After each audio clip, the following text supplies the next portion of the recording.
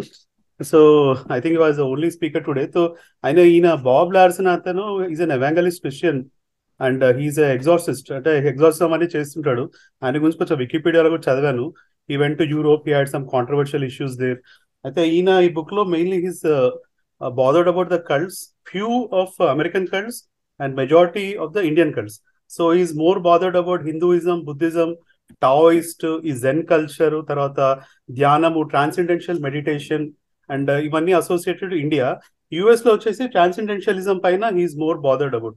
So transcendental అంటే ఏం లేదంటే మనకి ఇమాన్యుయల్ క్యాంట్ ఆ ప్యూర్ రీజన్ తర్వాత తర్వాత వచ్చిన జర్మన్ అండ్ అమెరికన్ రొమాంటిసిజం ఇవన్నిట్లో వచ్చిన ఫైనల్ ప్రోడక్ట్ ఏంటంటే man is inherently pure and society is actually corrupting man. So అదొక థియరీ హీ టాక్స్ అబౌట్.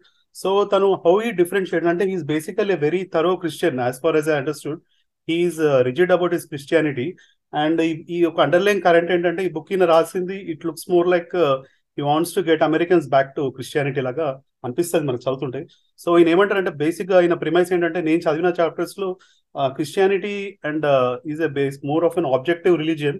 ఎక్కడైతే స్టాండర్డ్స్ చాలా క్లియర్ ఉన్నాయి, there is one external God, తర్వాత మనుషులు మంచి పనులు చెడు పనులు చేస్తారు అండ్ గాడ్ అగేన్స్ట్ సాటర్న్ చెడు పనులు చేసడానికి టెంప్ట్ చేస్తాడు. తర్వాత మంచి చేసిన వాళ్ళు హెల్కి వెళ్తారు, చెడు చేసిన వాళ్ళు హెవెన్కి వెళ్తారు. In between Jesus Christ, his blood and salvation theory.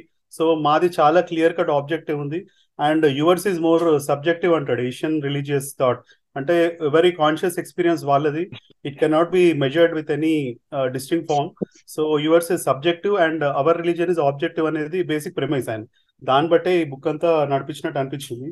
And he says that మా రిలీజియన్ లో ఇట్స్ మోర్ లైక్ డూయింగ్, అంటే you have to do the right thing to go to heaven and wrong thing will go to hell, you have to go to church అవన్నీ. Yours is more about a feeling of some kind of spirituality. So అది కరెక్టా wrong అనేది he wants to discuss later. Next ఏమంటే ours is more going towards God, yours is more getting towards your own alter ego అంటాడు. అంటే ఆ spiritual consciousness ఏదైతే మన మన ఋషులు ఎవరైతే మనం ఫేమస్ పీపుల్ అవుతున్నారో అదంతా కూడా it is nothing but your own alter ego which you are seeing as if you are seeing God, but it nothing but your own inner consciousness. ఇది ఒక ఫేక్ అన్నట్టుగా హీ ఫీల్స్. నెక్స్ట్ ఏమంటాడంటే ఈ mysterious experience అవ్వాలి. Then next తను ఏమంటే అమెరికాలో ఎందుకు ఈ వెస్టర్న్ ఈ ఈస్టర్న్ నుంచి రిలీజియన్స్ ఎందుకు ప్రాముఖ్యత చెందంటే దాని రీజన్ ఏమంటాడంటే because of going slowly towards materialism and more towards the investment banking system ఇవన్నీ వచ్చినాక అండ్ అడ్వాన్స్ సైన్సెస్ వచ్చినాక human has become little dehumanized. అతనికి వేరే ఆల్టరేషన్ అంటే వేరే ఆల్టర్నేట్ ఈ మిస్టిసిటీ ఇవన్నిట్లో he got in to this stuff called ఈ బుద్ధిజం జెన్ వాటిలో పడిపోతున్నాడు. అదర్వైజ్ అసలు యాక్చువల్ గా వెస్టర్నర్స్ ఇదంతా అవసరం లేదు. మన క్రిస్టియానిటీలోనే you have salvation, you have meditation, you have this final day judgement ఇవన్నీ ఉన్నాయి. సో ఎందుకు ఇందులో వెళ్తున్నారు అన్నట్టు అనిపిస్తుంది మనకు చదువుతుంటే. దట్స్ హౌ వి ఫీల్ అనమాట.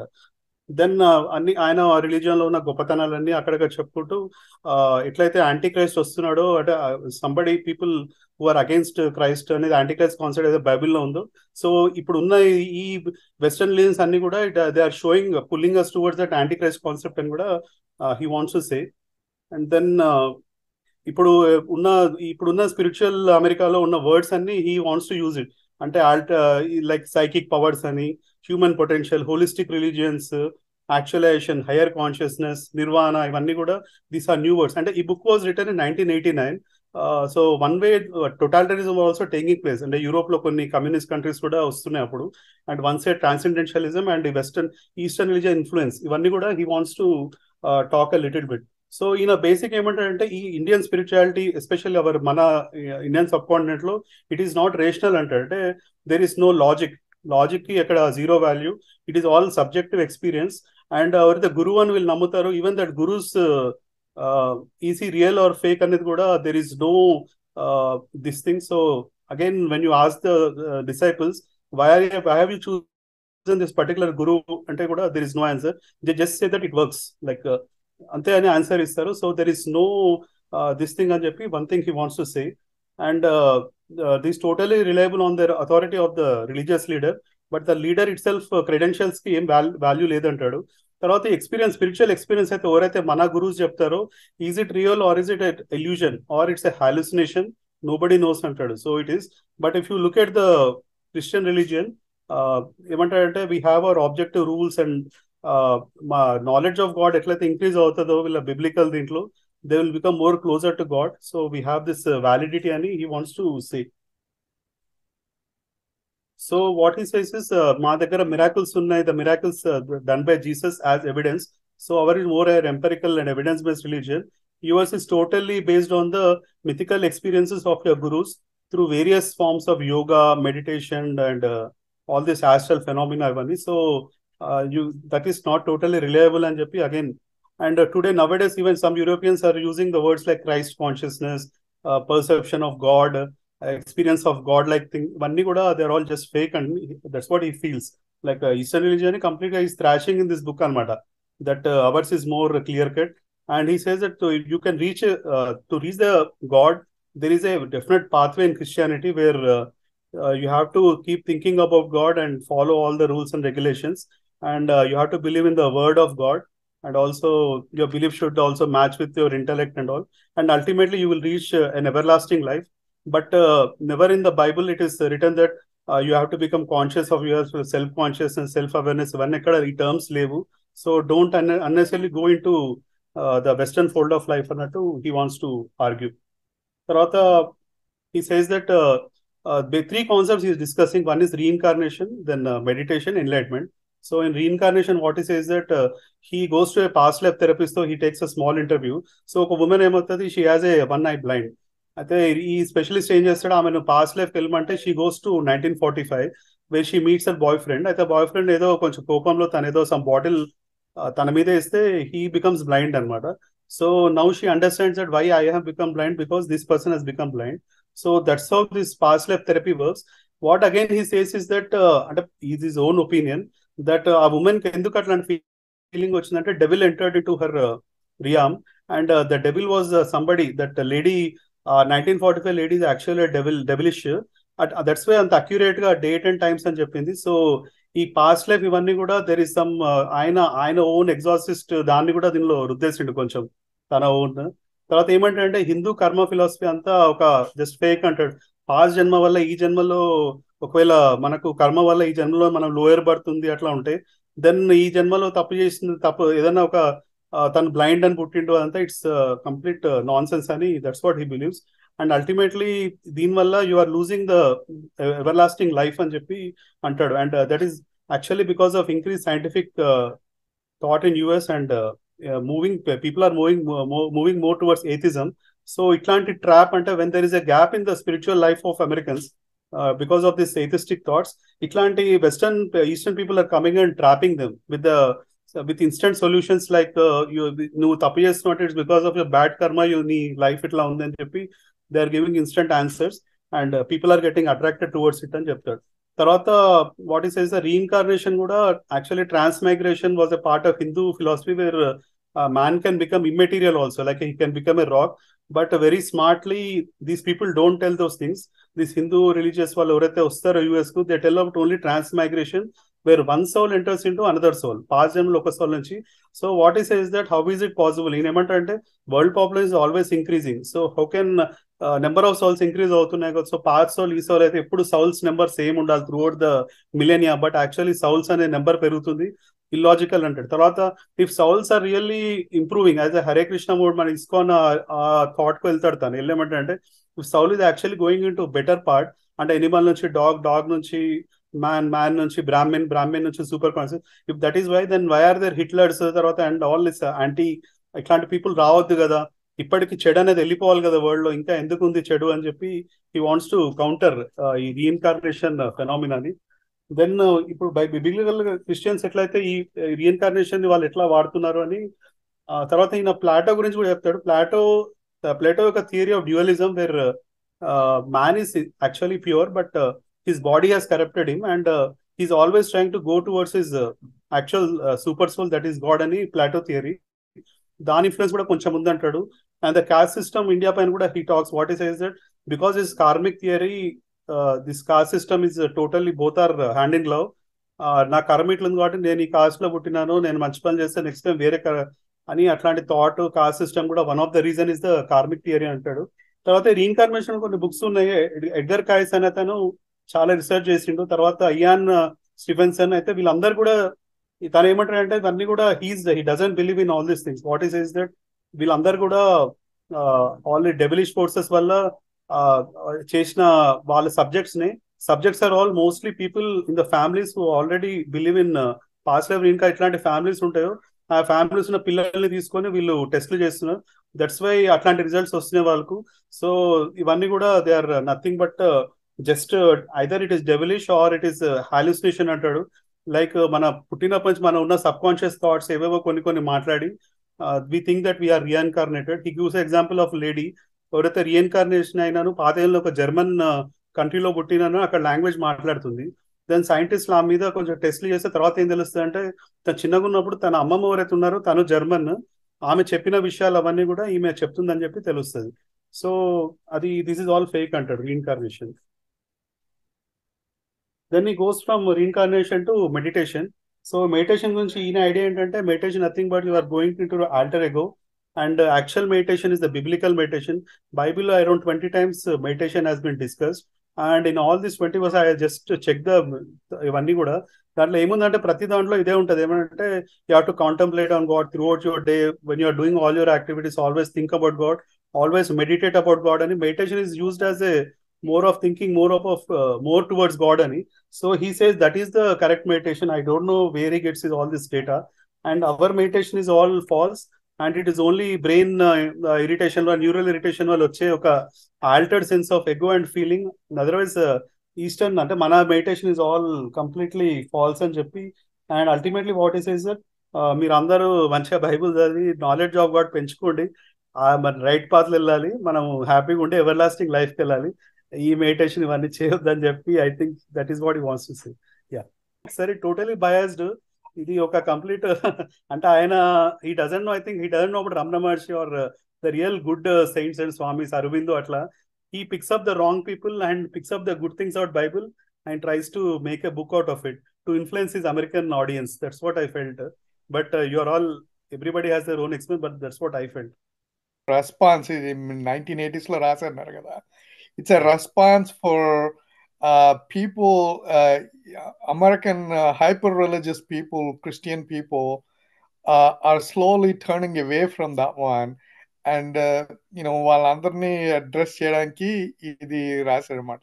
I know it's a total, there's nothing good and nothing substantial in the book except crapping on everybody else. I know because I've been around people who grew up in the cults in 1970s and 80s. Some of my friends are left the cults, Christian cults, because their parents joined the cult, and what they get taught, what they do, and all stuff. I have a little inkling into how they lived, how they interacted with the larger. Actually, Christianity started as a cult in the in the beginning, 2000 years ago, 1900 years ago, during the Roman Empire. Some people, it's nothing to do with the control of the state. For 300 years later, it was able to convince one of the Roman emperors, Eastern Roman emperors, Constantine III, and he is the one who, it's not him. His wife, he married, his second wife was a secret Christian. She convinced him to make the empire's religion, official religion, as Christianity. Actually, before that, everybody is suppressing this cult because they're afraid of they're going to take the power. When the Constantine changed the religion from Roman religion to Christianity as official religion of Eastern Roman Empire, it gained the power. By then, there is already enough people to support the king to be in the emperor in the power. So, these things slowly start. For example, I'll tell you, in US too, in 1800s, middle 1800s, there's a guy who started a cult. They used to call like um oh, I forget the name, but they live in Utah, and he was chased around by out of the country. He was actually killed, um, being a cult leader by the majority Christians. He ran into Utah and lived there peacefully, and then he got killed there. Um, his religion is the second largest religion after the Catholics in the world now. You probably heard the name Latter Day Saints. They call them Mormons in America. They're the richest uh, religion in the world. You know, Latter Day Saints presently, because they got into the business and they run this business and without paying any taxes. So Christianity was like that. See, Latter Day Saints are also చిలవల పలవలు అంటారు చూడండి అలాగా ఈ branches Christianity broke into many branches అది one of the branches అన్నమాట అండి. This is very important because this book, ఒక Westerner Christian, how he thinks about Indian cults, especially they have seen so many victims of the cult culture there in the America, especially in the 1960s to 70s, 80s time low.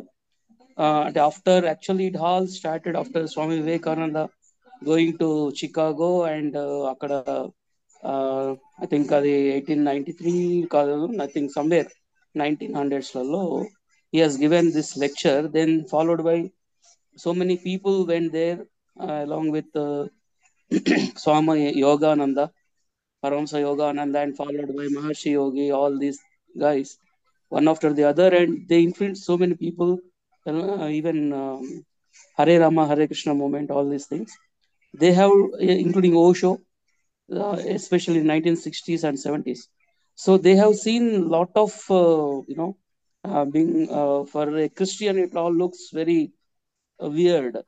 Like these people are coming to the America and behaving in their own way, believing in a guru who has totally uh, mesmerizing the people, and he's exploiting the people's emotions, making them slaves, sex slaves, and all other things.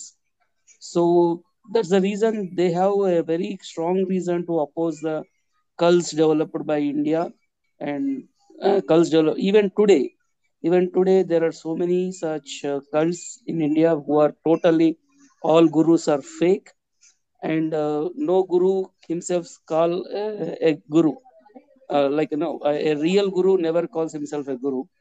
So they all are after money and other all materialistic gains, but they themselves call themselves as gurus.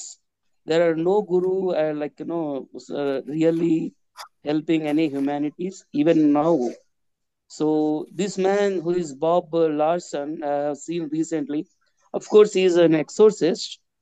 There his views are biased, in the sense he tries to elicit some demons and all the things, he wants to heal that. But ultimately, I have seen a case of where Bob Larson is giving counseling to a lady who, it's a very recent story, which who has gone to this now leading guru, his name Nityananda. So where he he tried to use the emotions of the his disciples or the followers. This lady feels that with his voice he looked like her mother to her. Like basically these Swamijis, gurus, they have a feminine kind of voice, which attracts the people who are in total mess. So actually she was with she is a single lady living alone, having lot many problems psychologically, financially. So then one guy is talking very smoothly and trying to tell something in a feminine voice with feminine gestures.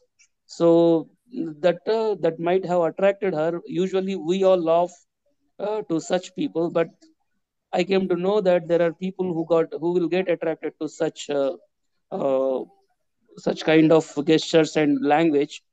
So ultimately, she comes to India, and later, within 1 month, she will realize that she has been exploited very badly, and she doesn't believe. And totally, that all interview is in the YouTube online.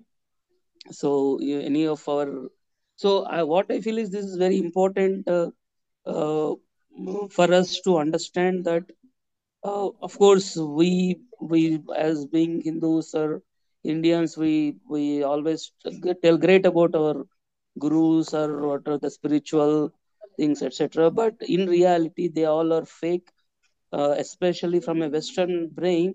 If we have understood, we try to understand because they have their own religion, and actually that's what is called Bharati Tirtha Swamiji. I want to leave my religion, Christianity, and I want to come to Hinduism. Then he tells him that no, no, that is not the thing. That is not that is against to the Lord Krishna. Sarva, Paradharma is something like very dangerous one. You follow your own dharma and don't come to Hinduism. All the things, such things he has told. But we rarely see such gurus or spiritual leaders nowadays. Everyone wants to convert or whatever it may be. So they have some kind of financial and all materialistic gains by their followers. So that is a I felt it's very true. Of course, if we leave his exorcism and all such things, it's a very true revolt of a Christian mind against to the cults, very fakery, all fake cults developed by India. Virenchi, I have a little different opinion, different view, living here for last 30 years and immersed in the society. Uh, Let me just give you a little background about the religion in United States. And the majority of them are basically, and they usually don't go to the church often. Some of them just go to church only during their weddings, baptisms, uh, and the funerals. That's all. But there are a significant number, let's say 30% of them, they are very religious, Christian religion. Okay, and they go quite often to the church, like every Sunday. Sometimes they miss, but most of the time, like 352 Sundays out of 52 Sundays, they go like 30 or 40 Sundays. And within that number, there's a smaller number which are really religious, hyper religious people. Um, what we call them as born again Christians in a derogatory way. Um, but they are fundamental Christians, what we call. This particular book is aimed at them. That's a small number, around like 10 to 15% of the population, okay, which is insignificant in America. But if you look at the views of the people about other religions and other Eastern religion or Muslims or Middle Eastern religions or Judaism and all stuff, majority of Christians are don't really think anything bad about them. They think it's just like my religion but different, okay? And so and then the people who get attracted to the Eastern religions are the ones who are on the extreme case. Like they see their parents are being so obnoxious, being religious, anti about other religions, and they're bad mouthing them, like this guy is doing, Bob Larson. I'll tell him about his background a little bit later, but so they actually rebel against their parents and grandparents and living in those clustered cult-like living, and they go into the Hare Krishna movement or take up the other religion, turn into Muslims. You know, you see that one. So when they're losing their people, the next generation, they get really irritated, and then they subscribe to these people like Bob Larson. Bob Larson is actually a very interesting character. He grew up like a typical normal American, living all his life, but he's not really academically good. So to find a better life for good trade or good something, he chose religion. Anak You Pala. know, Yeah. Yeah, like remember that I was joking with my brother came up with an idea instead of doing engineering, he wants to start a goodie.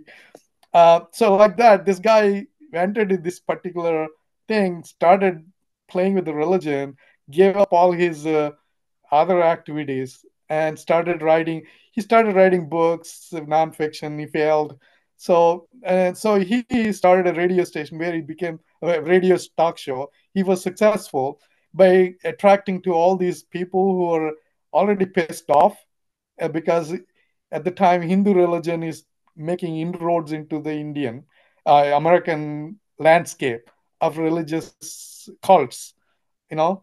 So he was successful and he wrote this book and all stuff.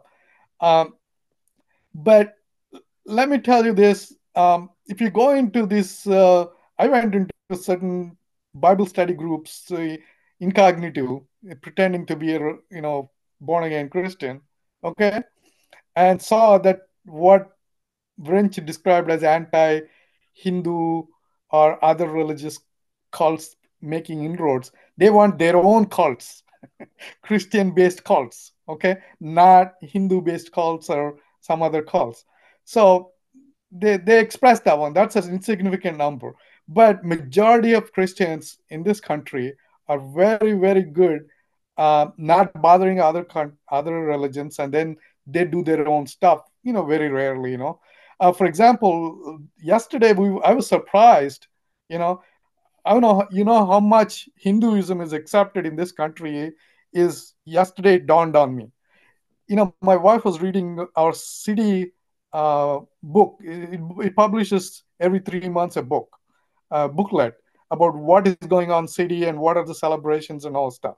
My wife was reading what is this October, November events.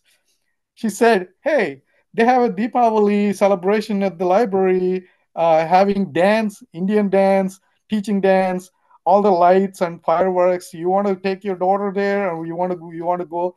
Let us go there." And she's saying that one. I said, "Oh, really? I never saw that one before." She said, "Yeah, it's been there for a couple of years. You didn't pay attention because you don't really, except having a party, you don't celebrate outside. The thing." And so that was a surprise for me. You see how widely it's accepted. Suffolk, the city I live in, is a very rural city, okay? Small city in America. Imagine even a small city celebrating Deepavali, okay? We don't even have a temple. Our neighboring city, Chesapeake, has a temple, but not us, okay? And see, you can see that how widely it is expressed. There's no antagonism against the other religions, period. In wider society, as I call wider society, yes, if you go into the small Christian cults, yes, they're very anti. And this guy, Bob Larson, is making money on those cults. You know what I'm saying? Making a good living, trust me.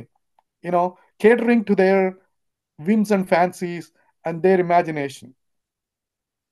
That's Yeah, my view on a broader aspects of the culture here. I think Chandrasekhar గారు గురించి ఇద్దరు hands rise చేశారు. Yeah, అంటే రెడ్డి గారు చెప్పిన దానికి my answer is like yes, right now the situation is different, but this book was written in 1989. So where the condition was completely different after 1991 financial సరళీకరణలు all that happened. And tarvata the system has changed in America, and America outlook of world also I think changed a bit. So while the book was written in 1989, there was definitely that has relevance to the topic. So my point here is like we have to look ourselves from the others point of view, for which this book definitely helps us to understand. జనీన్ sir, అంటే Indian Christians కి American Christians కి నేను observe చేసింది చెప్పమంటారా sir? Indian Christians are hunters sir. ఆత్మలు వేటాడుతూ ఉంటారు. ఆత్మలు కావాలి, అది తెచ్చుకుని సంచి వేసుకుని క్రిస్టియన్లకు మార్చుకోవాలి. అమెరికన్ క్రిస్టియన్స్ వచ్చేసరికి వాళ్ళు వేటగాళ్ళు కాదు sir, they are mentors to the hunters. ఈ హంటర్స్ ని వాళ్ళు మెంటర్స్ అన్నమాట. ఈ వేటగాళ్ళని వాళ్ళు పోషిస్తూ ఉంటారు. Yeah, like Bob Larson said, Hindus are coming into America by 70s and 80s and trying to convert, Christians into their culture. Similarly, American missionaries in 70s and 80s went to India and converted instead of feeding the souls, they said, we're going to feed your schools, feed your bodies, and give you homes and health care, and then you convert into us. Here we don't here Hindus don't need all that stuff because Americans are already affluent society. So they said, we're going to feed your souls. See, Yeah. that's sir the ఇక్కడ difference between Reddy the గారు approach మీకు of ఒక these contrast point religious చెప్పాలి ఇక్కడ. people. ఒక Huh? Contrast point చెప్పాలి. ఒక contrast point Yeah. చెప్పాలి sir. Yeah. Ford Ambarish Ford అయిపోయాడు. అంబరీష్ ఇదైపోయాడు, ఇస్కాన్ లో జాయిన్ అయిపోయి. Ford company owner sir. Yeah, Ford company. Yeah. Yeah. పేరు మార్చుకుని అంబరీష్ ఫోర్డ్ అయిపోయాడు ఆయన. Okay Oh, I sir. see. Okay. I didn't know this. Okay. Yes ISKCON movement మొత్తం funded by him only in US. Okay. Okay, so అక్కడ వాళ్ళు మొత్తం మారిపోయి డబ్బులు పోగొట్టుకున్నాడు ఫోర్డ్. Hmm. ఇక్కడ మాకు ఇండియాలో జరిగింది చెప్పమంటారా సార్? Hmm. కొద్దిగా వైడ్ ఓపెన్ ఏంటంటే సార్, ఎక్కడైతే ఈ church hospitals, church schools, church colleges ఉన్నాయో అక్కడ పాపులేషన్ డెన్సిటీ పెరిగింది, ఎడ్యుకేటెడ్ అయ్యారు, ఆ ప్రాపర్టీ రేట్లు పెరిగినాయి. Ford is not poor. Trust me.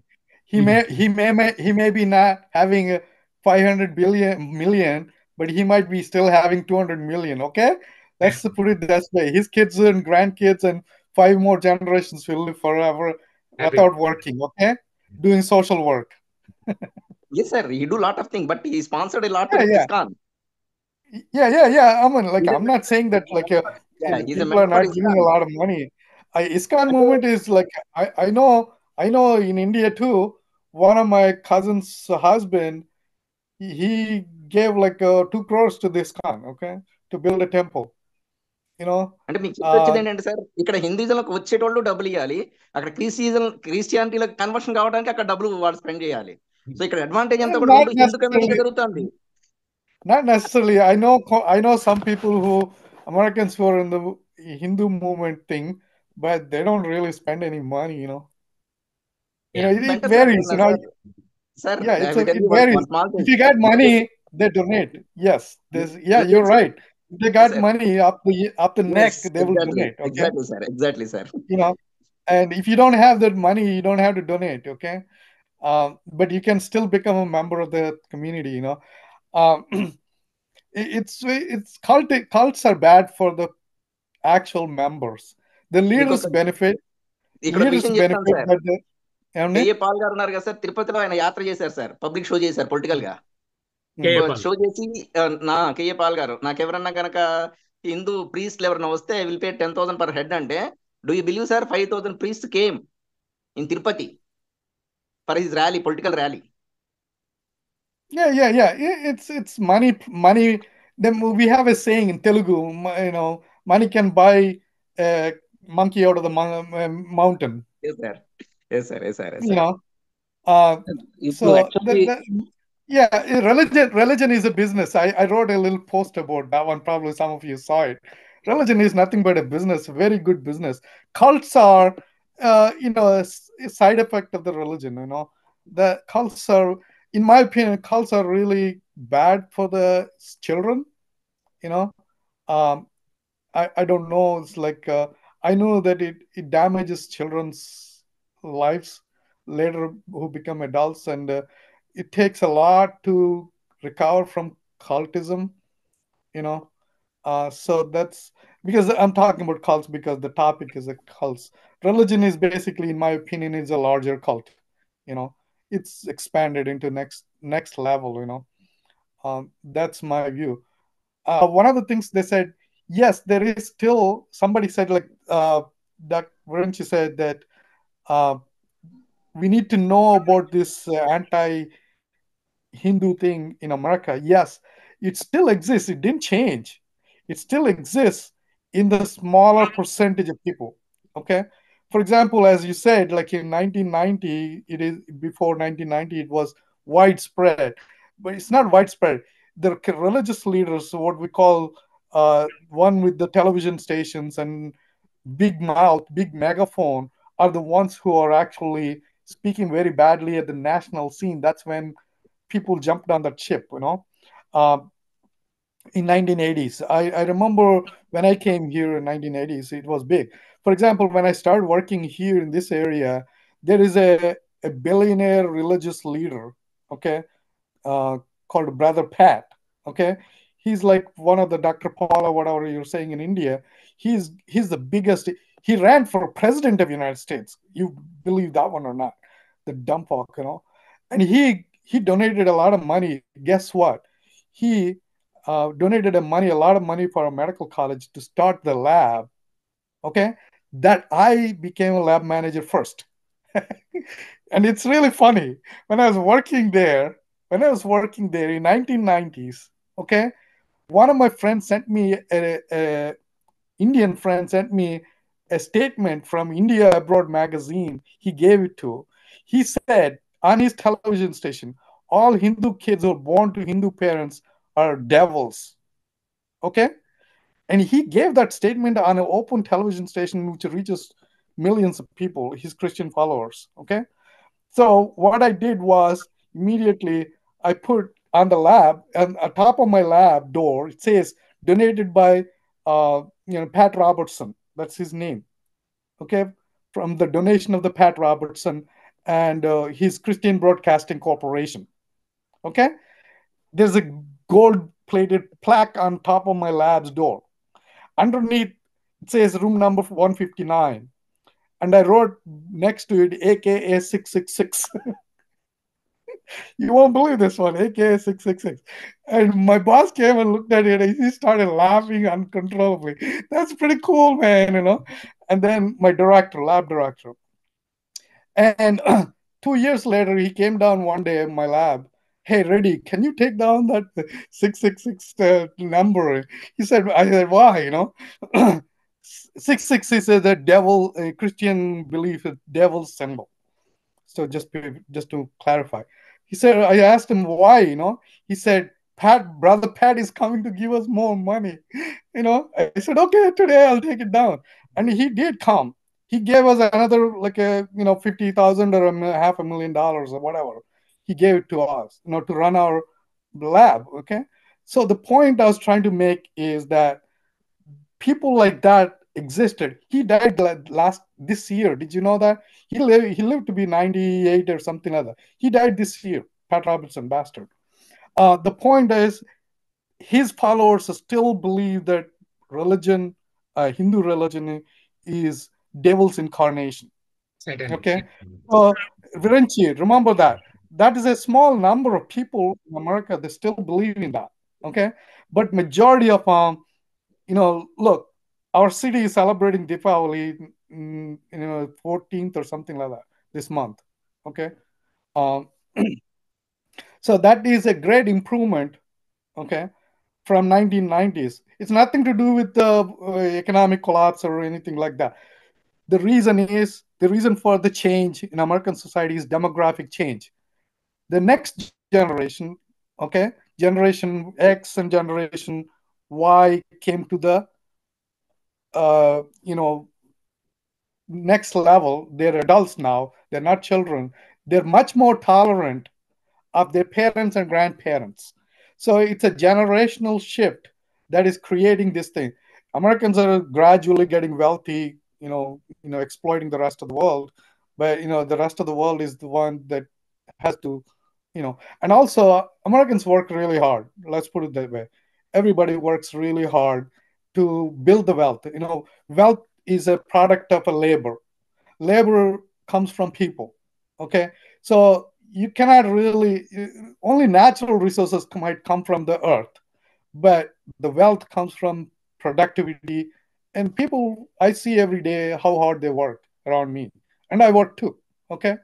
And so it's nothing to do with economics. It's a generational shift. Mallikarjuna గారు ఒక మాట కొన్ని అంటే ఫిలసాఫికల్ పాయింట్స్ చెప్పారు. కొన్ని దాంట్లోవి ఆబ్జెక్టివిటీ ఉండదు ఇండియన్ థాట్ లో అనేది ఒకటి, పూర్తిగా సబ్జెక్టివ్ గా ఉంటుందని. ఇది అంటే ఒకటి ఏంటంటేనండి, మనం గతంలో ఏది విఠలాచార్య సినిమాలు, ఇప్పుడు లేకపోతే ఇప్పుడున్న ఏది యూఎఫ్ఓలకి ఉన్న రెండు ఒకటే ఇంచుమించు. యూఎఫ్ఓల గురించి భయమో లేకపోతే దెయ్యాలనో అనుకోవడం, రెండింటికి అంటే మనము మతము ఏమి పోవట్లేదు. మతం అనేది రూపాంతరం, రాజకీయ ఆలోచనలు గాను మరొకరు గాను చాలా రూపాంతరం చెందింది. ఉదాహరణకి ఇండియన్స్ కి ఆబ్జెక్టివిటీ ఉండదు అనేది ఫిలాసఫీలోను అన్నింటిలోనూ ప్రతిబింబించింది. చాలా మంది అలా భావించారు. అంటే క్రిస్టియన్స్ అంటే నేను ఏమనుకుంటానంటే క్రిస్టియానిటీని మనం బాగా అధ్యయనం చేస్తే మోడర్న్ థాట్ చాలా వరకు అర్థం చేసుకోగలం. ఎందుకంటే చాలా వరకు మార్క్స్ తో సహా, నేను వివరాలు ఇప్పుడు ఎక్కువగా ఇవ్వను కానీ మార్క్స్ తో సహా ఇండియన్స్ ని సరే హెగెల్ తర్వాత మార్క్స్ వీళ్ళు కూడా ఇండియా గురించి రాసేటప్పుడు వీళ్ళు ఏదో ప్రకృతిని పూజిస్తారు, ఆబ్జెక్టివిటీ లేదని. ఇప్పుడు జిజెక్ అని ఒక ఆయన వస్తున్నాడు, మన భరకో గారు ఆయన కమ్యూనిస్ట్ గా అంగీకరించకపోవచ్చు కానీ మార్క్స్ కూడా అన్నది అదే, ఈ మానవుడిని ఉన్నత స్థాయిలో నిలిపేటటువంటి మతం కాదు లేదు ఇక్కడ ఇండియాలో.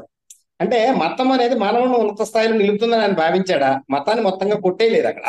చూడండి, అంటే నేను దాన్ని ఏమన్నానంటే కళ్ళుకి బ్రాంతికి ఉన్న తేడా, అంటే బ్రాంతి గొప్పది కళ్ళు కంటే అని నేను ఒక చోట రాశాను అనమాట ఇలాంటి థాట్స్. అందుకని ఒక ఆబ్జెక్టివిటీ ఇండియన్స్ లో లేదనేది, లేదా హిస్టారికల్ గా కూడా ఆబ్జెక్టివిటీ లేదనేది హెగెల్ లాంటి వాళ్ళు కూడా చెప్పుకొచ్చారు. అంటే తర్వాత హిస్టరీని నిర్మించడంలో హిస్టరీ అనే పదం కూడా మనకి క్రిస్టియానిటీ నుంచి వచ్చింది. అంటే టైంని విభజించడం, మనకి టైంని విభజన అనంతం కదా మనది. అదే ఈయన నోమ్ చామ్స్కీ ఒక మాట అంటాడు, ఇప్పటికీ అమెరికన్స్ లో ఎక్కువ మంది సృష్టి లేకపోతే జగత్తు కొన్ని వేల సంవత్సరాల క్రితం మొదలైందని నమ్ముతారు అని రాస్తాడు. మోస్ట్ ఫండమెంటలిస్ట్ కంట్రీ అంటాడు ఇండియా, అదే అమెరికా ఆయన ఆ అర్థంలో. అది సరే, అది నిజమా కాదని అలా ఉంచి టైం గురించి, అంటే నేను నిందగా చెప్పలే, ఆయన చెప్పినది ఇక్కడ అవసరం కనుక ఆ టైం గురించి మన అభిప్రాయము అంటే కొంత దీని గురించి నేను అంటే ఈ మతాల గురించి ఆలోచించాను. ఇప్పుడు గ్రీక్స్ ఎక్కువగా అనంతం అనే దానికి, ఇన్ఫినిట్ అనే దానికి భయపడ్డారు. భారతీయులు ఇన్ఫినిట్ ని ఇంచుమించు చాలా గొప్పగా చెప్తారు, మాట్లాడితే అనంతం అంటారు వీళ్ళు, ఆది లేదు అంతం లేదు. అంటే మన థాట్ అంటే మన మతాల లేకపోతే ఆలోచనల్లో ఏదైతే వచ్చిందో మనం దాన్నే కొనసాగిస్తున్నామేమో అనిపిస్తుంది. దీని నుంచి జిజెక్ చాలా ఇప్పుడు మన కల్ట్స్ అన్ని అక్కడికి వెళ్ళాక ఎక్కువగా జిజెక్ ఎక్కువ విమర్శించాడు. యుగోస్లేవియా కదా ఆయనది, యుగోస్లేవియా ఫిలాసఫరు. ఆయన బుద్ధిజాన్ని వాటిని చాలా తీవ్రంగా విమర్శించాడు ఇండియన్ కల్ట్స్ ని. ఆయన క్రిస్టియానిటీ, ఆయన ఎథియిస్ట్ క్రిస్టియానిటీ అని ఒక ప్రతిపాదన చేశారు. మనది ఎథియిస్ట్ క్రిస్టియానిటీ అంటే దాంట్లో మానవుడికి ఒక స్థానం ఉంది అనేది ఒక ఇది. కొంతమంది ఇంకా నేను క్రిస్టియన్ బుక్స్ చదివినప్పుడు కూడా కొన్ని చోట్ల మనిషి అనేది ఇంపార్టెన్స్ లేదు, ఈ పునర్జన్మ దాంట్లో కొట్టుకుపోతాడు మనిషికి ఒక స్థానం ఇండియన్ థాట్ లో లేదు అనేది ఒక ఇది. అంటే మానవ కుమారుడు అనేది ఒకటి ఉంది కదా మధ్యంగా, ఆ మనిషి అనే దానికి ఇంపార్టెన్స్ అసలు రిలిజియన్ లోనే ఉంది అక్కడ. అందుకని మనకి ఆబ్జెక్టివిటీ లేని రిలిజియన్ అనేది వాళ్ళ అండము చాలా థాట్ చాలా ఆలోచన జరిగింది దాని మీద. ఇంకోటి ఏంటంటే జిజెక్ ఒక మాట అంటాడు, అది చాలా క్లియర్. ఏమంటాడంటే బుద్ధిజం కానీ ఇండియన్ కాన్షియస్నెస్ లో కానీ విభజన లేదు. ఆయన అన్నాడు ఆబ్జెక్టివిటీ అంటే దేవుడు ఉన్నాడు అనుకుంటాను, దేవుడు మనకంటే వేరుగా ఉండాలి, అప్పుడు అతన్ని మనం పరిశీలించగలుగుతాం, అతను చేరుకోగలుగుతాం. నువ్వే దేవుడు అంటే ఇంకేముంది, అది ఇంకా నాన్ సెన్స్ అయిపోతున్నాం, అంటే పూర్తి సబ్జెక్టివ్ అయిపోతుంది. నేనే దేవుడు అనుకుంటే దేవుడు చేరుకోదగిన వాడు అనడంలో ఒక ఆబ్జెక్టివిటీ ఉంది. ఆ వెబర్ లాంటి వాళ్ళది ఇంకా కొంచెం పరిశీలిస్తే నేను చదివిన తక్కువ, వాళ్ళందరూ దీని మీద క్రిస్టియానిటీ మోడర్న్ కల్చర్ ని లేకపోతే ఎలా మలిచిందని చెప్పారు. అందుకని ఆబ్జెక్టివిటీ లేదు అనేది అదొకటి. ఇంకోటి ఏంటంటే దీనివల్ల ఈ విభజన లేకపోవడం వల్ల మనం కథలకి లేదు అనేది ఒకటి. ఇంకోటి ఏంటంటే ఇప్పుడు నాలో మార్పు, ప్రపంచంలో మార్పు లేకుండా పోయిందని ఇండియన్ ఆలోచన. ఇప్పుడు నేను కళ్ళు మూసుకున్నాను, నేనేదో అయ్యానంటాను, అది ప్రపంచంలో మార్పు కాదు. క్రీస్తు వచ్చాడు, ఉద్ధరించాడు, లేకపోతే ఏం చేశాడు, లేకపోతే పాపులను కాపాడటంలో ఒక ఆబ్జెక్టివిటీ. క్రీస్తు ఏం కల్పన కాదు, అతను ఆబ్జెక్టివ్ గా వచ్చాడు, నిజంగానే వచ్చి ఒక మానవుడుగా వచ్చాడు దేవుడు. అలా అనడంలో ఒక ఆబ్జెక్టివిటీ ఉంది. కానీ మీలో వచ్చే మార్పే సకలమైతే అది ఎట్లా? ఆయన దాని మీద చాలా తీవ్రంగా దాడి చేశాడు బుద్ధిజం మీద జిజెక్. ఆయన ఏమంటాడంటే ఒకడు నాజీగా ఉండొచ్చు, ఒకటి కమ్యూనిస్ట్ గా ఉండొచ్చు, ఏదైనా నీ మనసులో మార్పు వస్తే చాలు అన్నట్టు అయిపోతుంది ఈ ధ్యాన పద్ధతులు ఇవన్నీ అని. మొత్తం ఇదంతా వివరించడానికి కారణం ఏంటంటే ఆబ్జెక్టివిటీ అనేది భారత ఆలోచనలో లోపించిందని. ఇది అక్కడ మన హిస్టరీని వివరించడంలో ఎందుకంటే వెస్టర్న్ చాలా కాలం నుంచి హెగెల్ ఫిలాసఫీలో కానీ అన్ని చోట్ల జరిగింది, రాజకీయాల్లో కూడా అదే జరిగింది. Okay sir. క్రిస్టియానిటీ నుంచి మోడర్న్ థాట్ రావడం అనేది that's exactly what happened in Christian లో. వాళ్ళ మెయిన్ ప్రీస్ట్ల నుంచే సంస్కరణవాదం స్టార్ట్ అయింది వాళ్ళకి, అంటే ప్రొటెస్టెంటిజం అక్కడి నుంచి వచ్చింది. ఈ ఆబ్జెక్టివిటీ లేకపోవడం అనేది ఎస్ ఎగ్జాక్ట్, అంటే సబ్జెక్టివిటీ మాత్రమే మన ఇండియన్ ఫిలాసఫీలో ఎస్పెషల్లీ రిలీజన్ లో కనిపిస్తుంది. అంటే ఇప్పుడు ఈ బుక్ లో కూడా ఒక ఇంపార్టెంట్ పాయింట్ ఏం చెప్తాడంటే, కర్మ సిద్ధాంతం కావచ్చు, పునర్జన్మ సిద్ధాంతం కావచ్చు, ఇవి మిమ్మల్ని యాక్చువల్ గా ఇప్పుడున్నటువంటి సమస్యల మీద ఆలోచింపనియవు. ఇప్పుడు వాడు అక్కడ ఒక ఎగ్జాంపుల్ చెప్తాడు. అంటే 1950s లో when he comes to Calcutta, అక్కడ మన గంగా నది దగ్గరకు వచ్చినప్పుడు అక్కడ ఎవరు కనిపించరు. చాలా వాళ్ళకి వెస్టర్న్ వాళ్ళకి ఇది ఒక పెద్ద ఎగ్జోటిక్ థింగ్ లా కనిపిస్తుంది. ఏంటి వీళ్ళందరూ శవాలు అక్కడ ఉంటాయి, దాన్ని అక్కడ పూజలు చేస్తుంటారు. ఇట్ బికమ్స్ వెరీ, అంటే వాళ్ళకి చాలా వేడిగా అనిపిస్తుంటుంది. బట్ ఒక 10 years దాటిన తర్వాత, అంటే 1960s 70s వచ్చేటాలకి వాళ్ళకంతా అది వెల్ నోటెడ్ గా అయిపోయింది అంటాడు. ఎందుకు అంటే అంతగా ఒక డెల్యూజ్ లాగా ఇండియన్ కల్ట్స్ అన్ని అమెరికాకి వచ్చాయి. సో వాళ్ళు ఆ విధంగా, అంటే వాళ్ళకి అందరికీ తెలిసిపోయింది. యాక్చువల్ గా హీ గివ్స్ ద నంబర్, దాదాపు 3000 కల్స్ ఉండేవి అంట 1960s లో. 3000 cults were there in America. And almost ఒక్కొక్క దాంట్లో 100 నుంచి 1000 మంది దాకా ఉన్న చిన్న చిన్న కల్స్ నుంచి పెద్ద పెద్ద వరకు.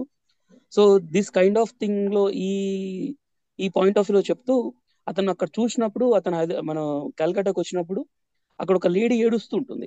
అంటే చాలా గట్టి గట్టిగా అరుస్తూ, అంటే హనుమంతుని దీని ముందరో శివుని ముందరో గట్టి గట్టిగా అరుస్తూ ఉంటుంది, కాపాడు అన్నట్టుగానో. అయితే ఆయన ఏమంటాడంటే ఎవరు పట్టించుకోలేదు అసలు, చుట్టుపక్కల వాళ్ళు కూడా ఎవరు దాన్ని ఆమెను కనీసం కేర్ కూడా చేయలేదు.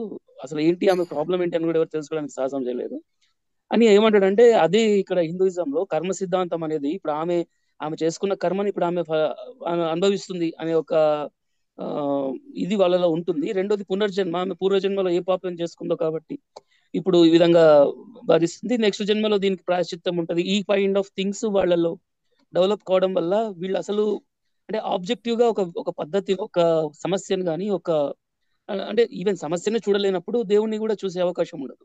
లైక్ అంటే మీరు చాలా మంచి పాయింట్ చెప్పారు. ఇది చాలా తీవ్రమైనటువంటి చర్చ కూడా, అంటే సబ్జెక్టివ్ గా మాత్రమే ఉండడం వల్ల. ఇంకోటి జీసస్ క్రైస్ట్ ని చాలా బ్యూటిఫుల్, అంటే క్రైస్ట్ అనేవాడు హిస్టారికల్ ఇది కాదు అని చెప్తారు. Historically he is not there, but 3rd centuryలో ఇదంతా created by Paul. To actual గా Paul was appointed to kill the Christians. అంటే క్రిస్టియన్ చాలా మాస్ రిలీజియన్ గా అక్కడ స్టార్ట్ అయ్యి పీపుల్ ని చాలా, అంటే ఎస్పెషల్లీ అక్కడ ఎందుకు వచ్చింది అంటే, వెస్టర్న్ లో వీ హ్యావ్ ఓన్లీ లార్డ్స్, తర్వాత కింగ్స్, కింద బానిసలు. సో ఈ బానిసలలో వాళ్ళ సమస్యలను అర్థం చేసుకోవడానికి రోమన్ దీంట్లో ఉన్నప్పుడు సామ్రాజ్యంలో, సో బానిసలకి నేనున్నాను అనే ఒక భరోసా ఇవ్వగలిగినటువంటి ఒక దేవుడి రూపంలో క్రైస్ట్ వచ్చినప్పుడు వాళ్ళు దాన్ని చాలా మాస్ గా దాన్ని తీసుకున్నారు. అంటే చాలా మంది క్రిస్టియన్స్ గా మారినప్పుడు Rome has appointed a person called Paul to kill all Christians చంపమని చెప్తే, సో దెన్ పాల్ ఏం చేస్తాడంటే, ఏం లేదో కానీ తనకు అర్థమవుతుంది, అంటే మనకు రోమన్ ఎంపైరే గనక క్రిస్టియానిటీ తీసుకోకపోతే దీనికి ఇంకా పరిష్కారం లేదు, because it is becoming a mass religion. కాబట్టి రోమన్ రిలీజియన్ ని తీసేసి తానే క్రిస్టియన్ రిలీజియన్ ని పాటించడం అనే దాంట్లోకి వెళ్ళిపోతుంది. అది పాల్ చేస్తాడు. పాల్ దాన్ని అయితే ఈ నీరో చక్రవర్తిది అక్కడే వస్తుంది మనకి. అంటే నీరో క్రిస్టియన్స్ అందరినీ చంపమని, అంటే క్రిస్టియన్స్ ఉండేటువంటి వాడలలో మొత్తం కూడా నిప్పు పెట్టమని చెప్తాడు. సో నిప్పు పెట్టమని చెప్పినప్పుడు యాక్చువల్ గా అతని పాయింట్ క్రిస్టియన్స్ ని పాల్ ని చంపాలని చెప్పేసి, so because he is against to the Paul అనమాట. సో నీరో చక్రవర్తి అందుకే మొత్తం మంట పెట్టిన తర్వాత పట్టించుకోలేదు అని మనం ఫిడెల్ వాయించుకుంటూ వింటున్నాడు అని మనం వింటుంటాం. So that is actually he created that fire, but ultimately Rome మొత్తం దాంతో ఎఫెక్ట్ అయింది అనేది తర్వాత ఇష్యూ. బట్ బేసికల్ గా first Roman empire try to suppress the Christianity, but later on it అదే తన అధికారిక రిలీజియన్ గా మార్చుకొని then it started. And Paul has created especially చాలా మంది తోటి సువార్త రాపిస్తాడు, బట్ అల్టిమేట్లీ 4 మత్తయ్య, జాను ఇట్లాంటి ఒక 4 సువార్తలతోటి he makes the Christian doctrine which is a New Testament for them. So అంటే అక్కడ actually like that story of having a person, God is forming, God son is coming in the form of a human being, and that అంటే దాని పవిత్రత పెట్టడం కోసము he came as కన్య నుంచి వచ్చాడు అని చెప్పేసి, దాని తర్వాత అతడు వాళ్ళ సమస్యల్ని తీర్చాడు. లైక్ వాడికి బాధ ఉంటే తీర్చాడు, కళ్ళు పోతే కళ్ళు తెప్పించాడు. Like very very objectively they made that beautiful story which is purely like myth, అంటే ఒక అద్భుతమైనటువంటి కల్పన. which is not real. But ultimately, people got connected to that. So that's the reason why మీరు అన్న point లో that objectivity is very much high in the Christian thought as compared to Indian thought. Ultimately, నువ్వేరా మొత్తం నువ్వే చేసుకోవాలి, నువ్వే meditation చేయాలి, నువ్వే సాల్వేషన్ పొందాలి, నువ్వే భగవంతుని చూడాలి, ఆత్మ సాక్షాత్కారం కావాలి అనే దాంట్లో ఈ చాలా డిఫికల్టీస్ ఉంటాయి. Because there is no saviour for you, you yourself is the saviour. So very beautifully put Sharma garu, thank you. ఇప్పుడు విగ్రహారాధన మన దగ్గర ఎప్పటి నుంచి స్టార్ట్ అయి ఉంటుంది అంటారు? విగ్రహారాధన అనేది మామూలుగా మన వేదిక్ రిలిజియన్ లో కనబడదు కదా. ఇప్పుడు యజ్ఞము వాటల్లో కనబడదు, అది పెద్ద కల్చర్. ఇటీవల కాలం వరకు ఇప్పటి వరకు కూడా అది కొనసాగుతుంది. యజ్ఞం చేసేవాళ్ళు నేను కూడా చిన్నప్పుడు కూడా చూసాను, ఇప్పటికీ అక్కడక్కడ జరుగుతాయి. అది దాంట్లో అసలు ఆ దేవతలు అదే దాని చుట్టూ ఫిలాసఫీ మీమాంస అనేది, పూర్వ మీమాంస అనేది ఒకటి తయారయ్యింది. మంచి ఫిలాసఫర్స్ వచ్చారు, దాని ప్రకారం వాళ్ళు దేవుణ్ణి కూడా అంగీకరించారు. రిచువల్ కి దానికి అదే శక్తి ఉందని అని నమ్ముతారు వాళ్ళు, మంత్రానికి. ఆ రకంగా గాడ్ ను కూడా వాళ్ళు అతిక్రమిస్తారు. ఇండియన్ థాట్ గురించి మనం ఆలోచిస్తే నేను అనుకోవటం ఇదంతా పూర్వపక్షం అవుతుందేమో, ఎందుకంటే నీషే కూడా ఒక చోట నీషే చెప్పింది కూడా ఉంటుంది. సరే, అది కూడా అయితే అందుకని ఈ విగ్రహారాధన అనేది ఏదైనా ప్రాథమిక రూపంలో ఉండొచ్చు, కానీ బుద్ధిజం నుంచి వచ్చిందండి విగ్రహారాధన, లేదండి. Zoroastrianism is actually is the origin of మన హిందూయిజం కి. అంటే ఈ యజ్ఞం చేయడం ఇదంతా రిచువల్స్ అన్ని జొరాస్ట్రియానిజం నుంచి వచ్చినాయి. There is a view that these are cousins actually. Zoroastrians and Rigvedic Aryans are probably cousins and they are separated. Of course, it's definitely not affiliated on the Indian land. Yeah, well, Indian. No. Let me finish this one. Just let me tie this thing together. Zoroastrianism is basically Iranian religion, and it is an ancestor for a proto religion for Hinduism. When the Iranians migrated to northern India, okay, they brought that one, and then they actually went to the circuitous route. They didn't come directly across the Hindu Kush. They went to the northern part of the Kazakhstan and all stuff, and then they came down from there to India. Okay, so they brought that thing, and Hinduism as a idolatry, mana vigrahalayani, it developed in India itself.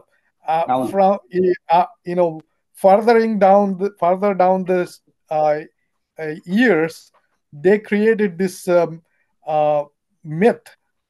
Or whatever, some people call it myth. Some people say that it's basically a war of attrition of northerners against the southerners. Basically, Mahabharata, Ramayana, these are all written. They might have happened actually in the ancient past. Unlike there is no contemporary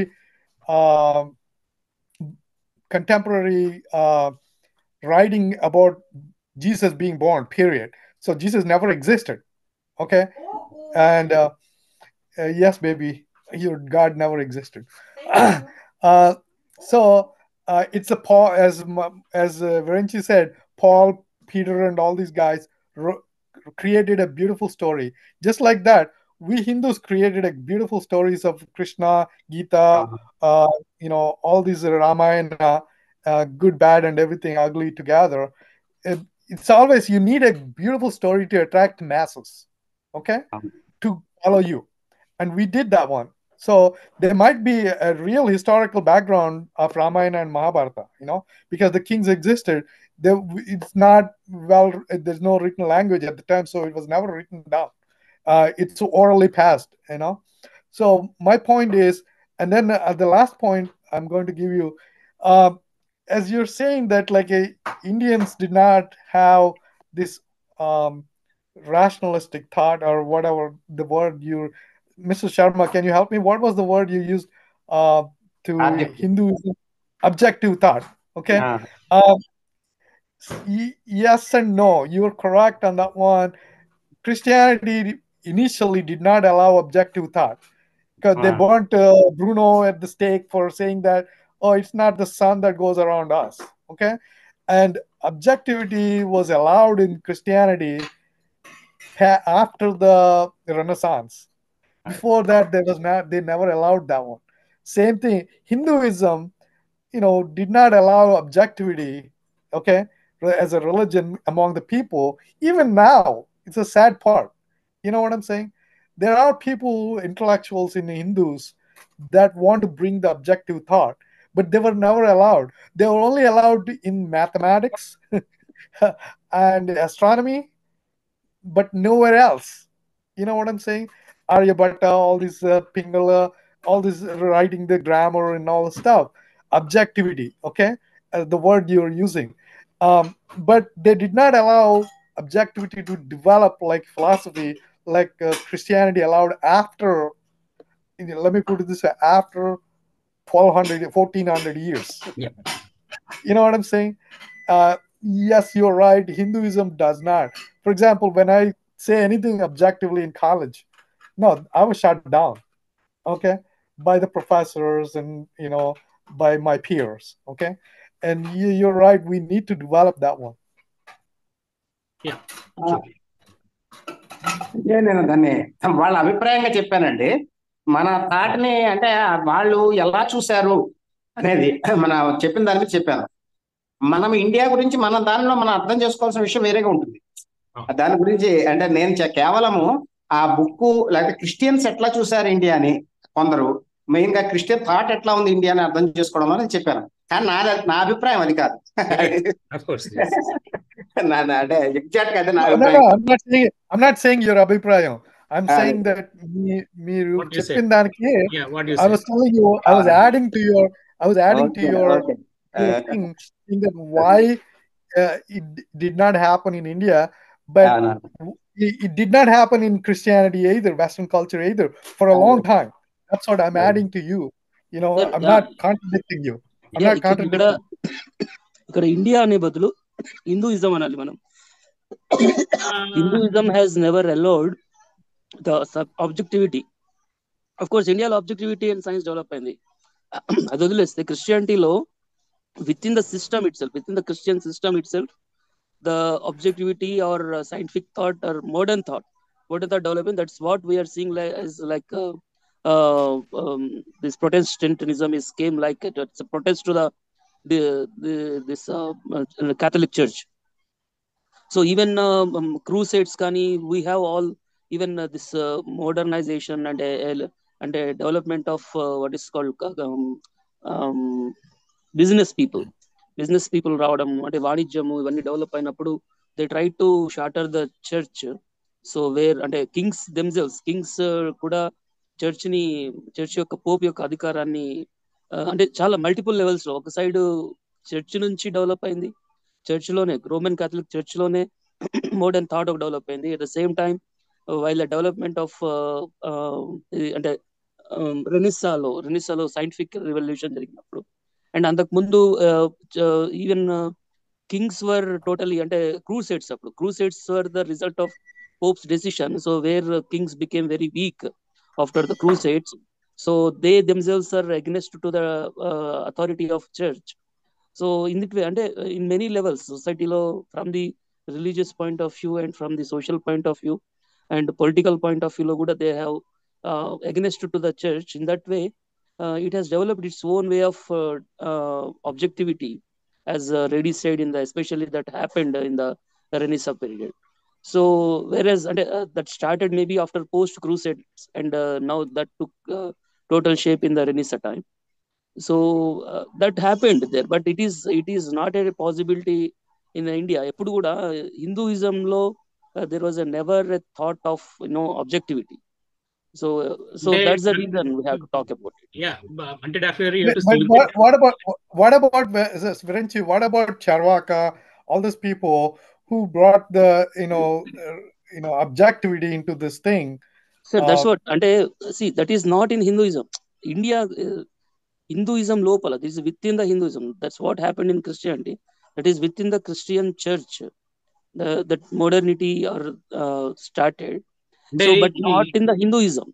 Of course, India lo undi, Charvaka undi. That came as a initially Charvaka has came against to the this Vedic culture. So it's a moral critique on the Vedic culture.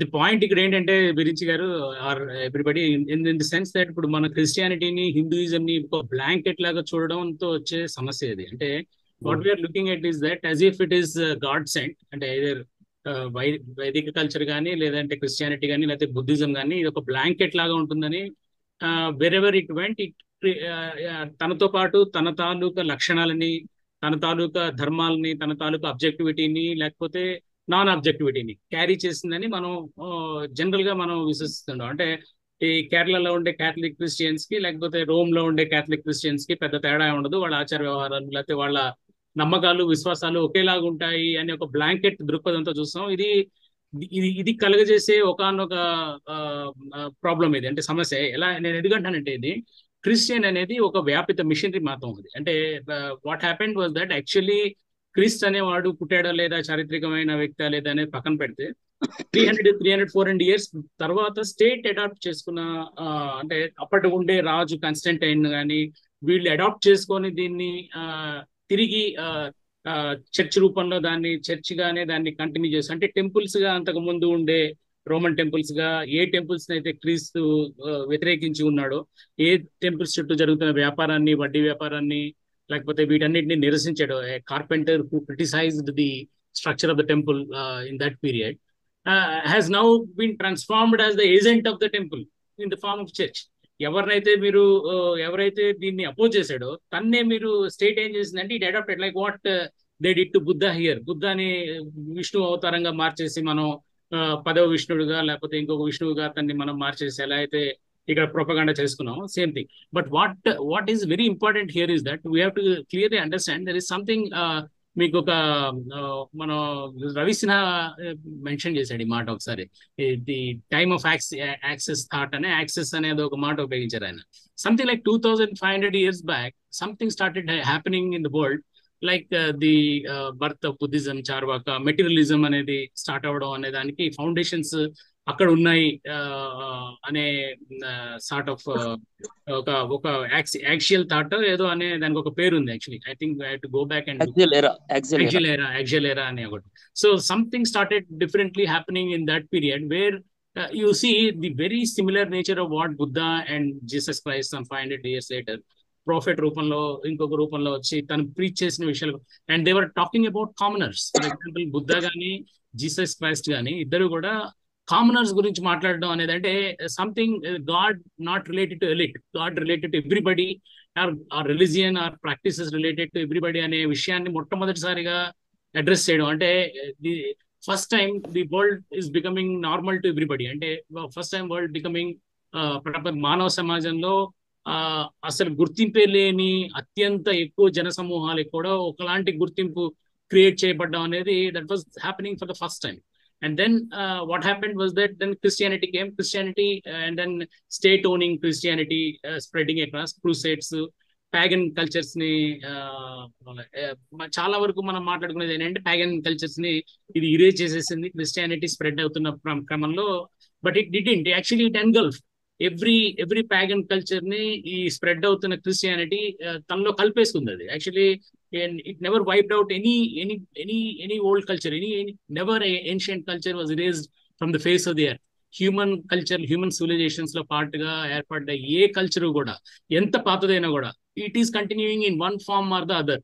It was never erased. It cannot be erased. Rather, I mean, it is as simple as that. So, ఈ problem తోనే మనం ఒకటి ఏదైనా కొత్త కల్టో, ఒక కొత్త కల్చరో ఏదైనా మనం తయారు చేయాలి అంటే 100 సార్లు ఆలోచించుకోవాల్సిన బాధ్యత మనందరి మీద ఎందుకు ఉంటుందంటే just because of this. Because once you create a bad or good thought, it is extremely difficult to erase from the peoples mind.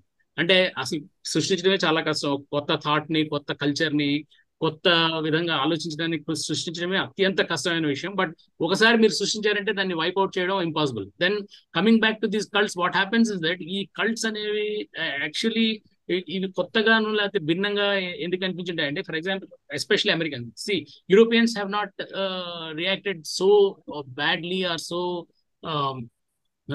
antagonizingly towards the cult nature of the Hindu practices. Whereas American Christians, which are a totally different population, Latin Americans, Latin American Christianity, even Black Christianity, ఇవన్నీ అమాల్గమా type, అంటే వాళ్ళలోంచి వస్తున్న ఆ roots లో ఉండే ఆ remembrance ఉంటుంది కదా, they were actually opposing these cults.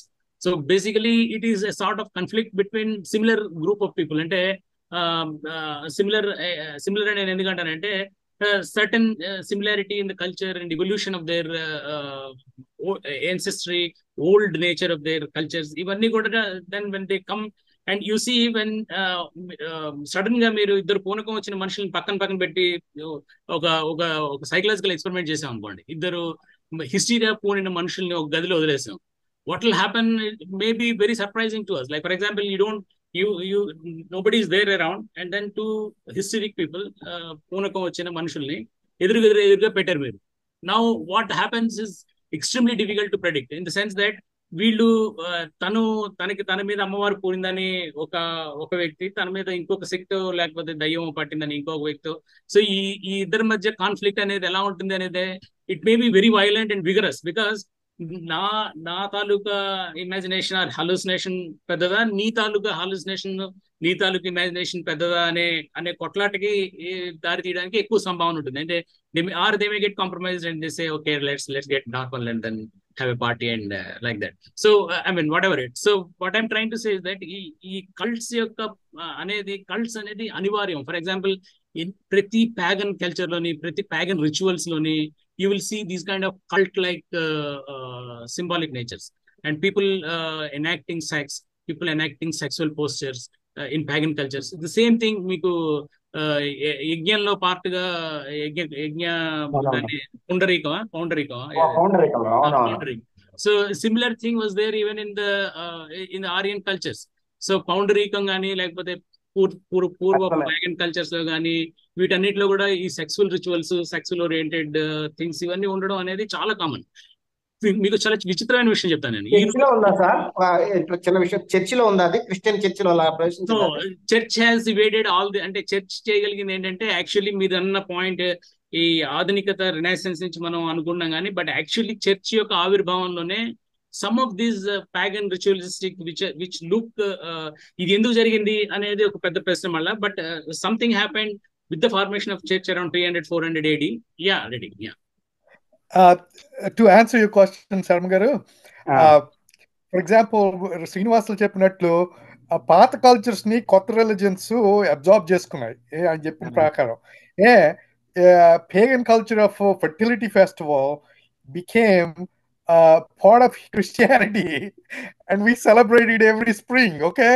And we call it one hey Lena, what is the name of the egg festival? Easter egg festival is nothing but Easter, but one of the attributes is eggs.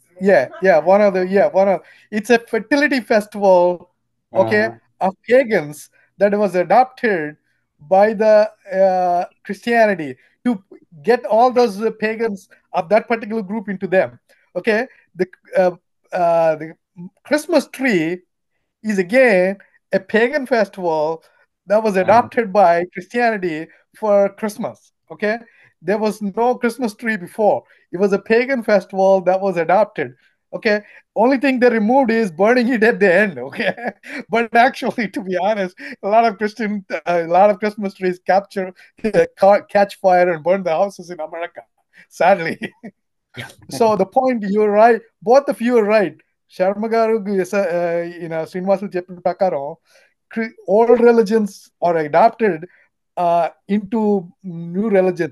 Hinduism did the same thing. All the animistic religions of South are adopted by Northern Hindu religion, made into part of their religion when they moved into the South. When Pandavas were, and Rama took the Dravidians into their fold. You're very right. Actual age తర్వాత జరిగిన, అంటే what we're discussing is that actual age తర్వాత జరిగిన ప్రముఖమైన మార్పులో ఈ stories రావడం అనేది. And for example the Puranas of Hindu Puranas కానీ లేదంటే Christian history that is some 400-500 years later. అంటే పురాణాలన్నీ 400 BC నుంచి సంథింగ్ లైక్ 100-200 AD వరకు తీసుకుంటే that is when it was పూర్తిగా డెవలప్ అయింది. అంటే దాని రూడిమెంటరీ స్ట్రక్చర్స్ ముందున్నప్పటికీ కూడా పూర్తిగా పురాణ రూపంలో మహాభారత రామాయణాలు తయారైనవి between 400 BCE and 100 or 200 AD. So example Buddha Charita, Ramayanam రెండు కూడా 500 to 400 BC అని. And then Mahabharata slightly younger to, అంటే in terms of scripturing, stories wise. For example Ramayana Afghanistan caves లో మీకు బొమ్మలు కనిపిస్తాయి, అవి ఉంటాయి కానీ, but script wise it is estimated to be around 500 to 400 BC. చాలా చిన్న విషయం వివరించారు. ఒకవేళ మహాభారతం కథగా జరిగిందని, ఇతిహాసంగా అంటే చరిత్రగా జరిగింది అని మనం అనుకుంటే ఎప్పుడు జరిగి ఉండొచ్చు అనే ఒక పాయింట్. ఫర్ ఎగ్జాంపుల్ దానికి మన కల్లూరి భాస్కరం గారు అశ్వమేధ యాగంలో జరిగిన గుర్రపు బలులు కానీ వాటన్నిటి గురించి రాస్తూ అవి సింటాస్టాతో చాలా కంపారబుల్ గా ఉన్నాయని రాస్తారు ఆయన.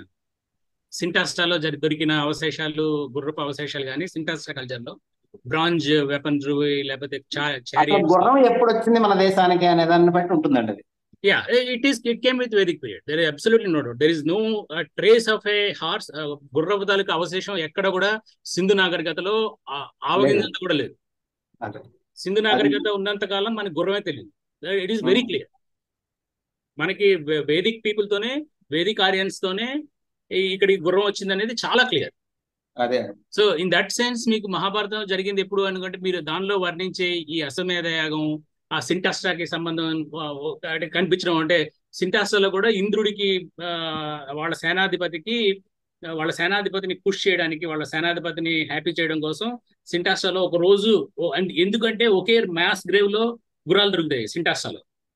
ఒకే రోజు చంపేసి, అంటే ముండేలు వేరే, తలలు వేరే, ముండేలు మాత్రం ఉన్న గుర్రపు అవశేషాలు దొరికాయి అక్కడ. Which is a very clear indication they have given them sacrifice. బలిచ్చారు, అంటే యజ్ఞంలో పార్ట్గా బలిచ్చి చేశారని. మీకు ధర్మరాజు చేసిన రాజసూయ యాగంలోనో లేకపోతే రాజసూయ యాగంలోనే గుర్రాలని బలిచ్చినట్టు డిస్క్రిప్షన్ ఉంటుంది. చాలా గుర్రాలను బలిచ్చి పెద్ద పెద్ద పార్టీ చేసుకుంటారు వాళ్ళు. దే ఆల్ హ్యావ్ వాళ్ళందరూ దాన్ని ఒక పెద్ద పార్టీగా ఎంజాయ్ చేస్తారు వాళ్ళు. So it's very clear that ఇది సంథింగ్ వేదిక్ పీరియడ్ వచ్చిన కొత్తలో, అంటే Vedic period establish 1500 to 1000 BC కానీ, ఆర్ అబౌట్ 1000 to 800, లేకపోతే 1200 to 800 BC మధ్య జరిగిన కథ ఇది. ఇద్దరు అంటే ఆర్య సోదరుల మధ్య జరిగిన ఒకనొక కథ, అంటే ఆరియన్ ట్రైబ్స్ మధ్య జరిగిన కథ. వాళ్ళ పార్టీలు వాళ్ళు చేసి, అఫ్ కోర్స్ ఇట్ ఇస్ అగ్రాండైజ్డ్, చాలా పెద్దగా దాన్ని గొప్పగా వివరించి దాన్ని అద్భుతంగా విశ్లేషించి లేకపోతే దాన్ని అగ్రాండైజ్ చేసిన story. That is another matter. But it was written certainly between 400 to 200 AD. That is for sure. అంటే written in the sense that గ్రంథస్థం చేయడం, అంటే అప్పటిదాకా నోట్లు ఒకరి ద్వారా ఒకరికి, ఇంకొకరి ద్వారా ఇంకొకరికి ఇది కథగా వెళ్తుండొచ్చు అనేది another point of view. But what I'm trying to say is that when it was scriptured, that was happening only after 400 AD. They might have given credit to the వ్యాసుడే ఇది రాశాడు అని చెప్పి, ఎందుకంటే వ్యాసుడు ఈజ్ ఎ పార్ట్ ఆఫ్ భారత. జయంలో part గా ఉంటాడు వ్యాసుడు. కృష్ణద్వైపాయనుడే వ్యాసుడు కాబట్టి, వ్యాసుడే పార్ట్ కాబట్టి వ్యాసుడికే క్రెడిట్ ఇచ్చారు. అతనే రాసినట్టుగా, అతనే ఈ కథను మొత్తం నడిపినట్టుగా. మీ మొత్తాన్ని చూస్తే యాక్చువల్లీ కృష్ణద్వైపాయనుడే మహాభారతం మొత్తాన్ని నడుపుతాడు.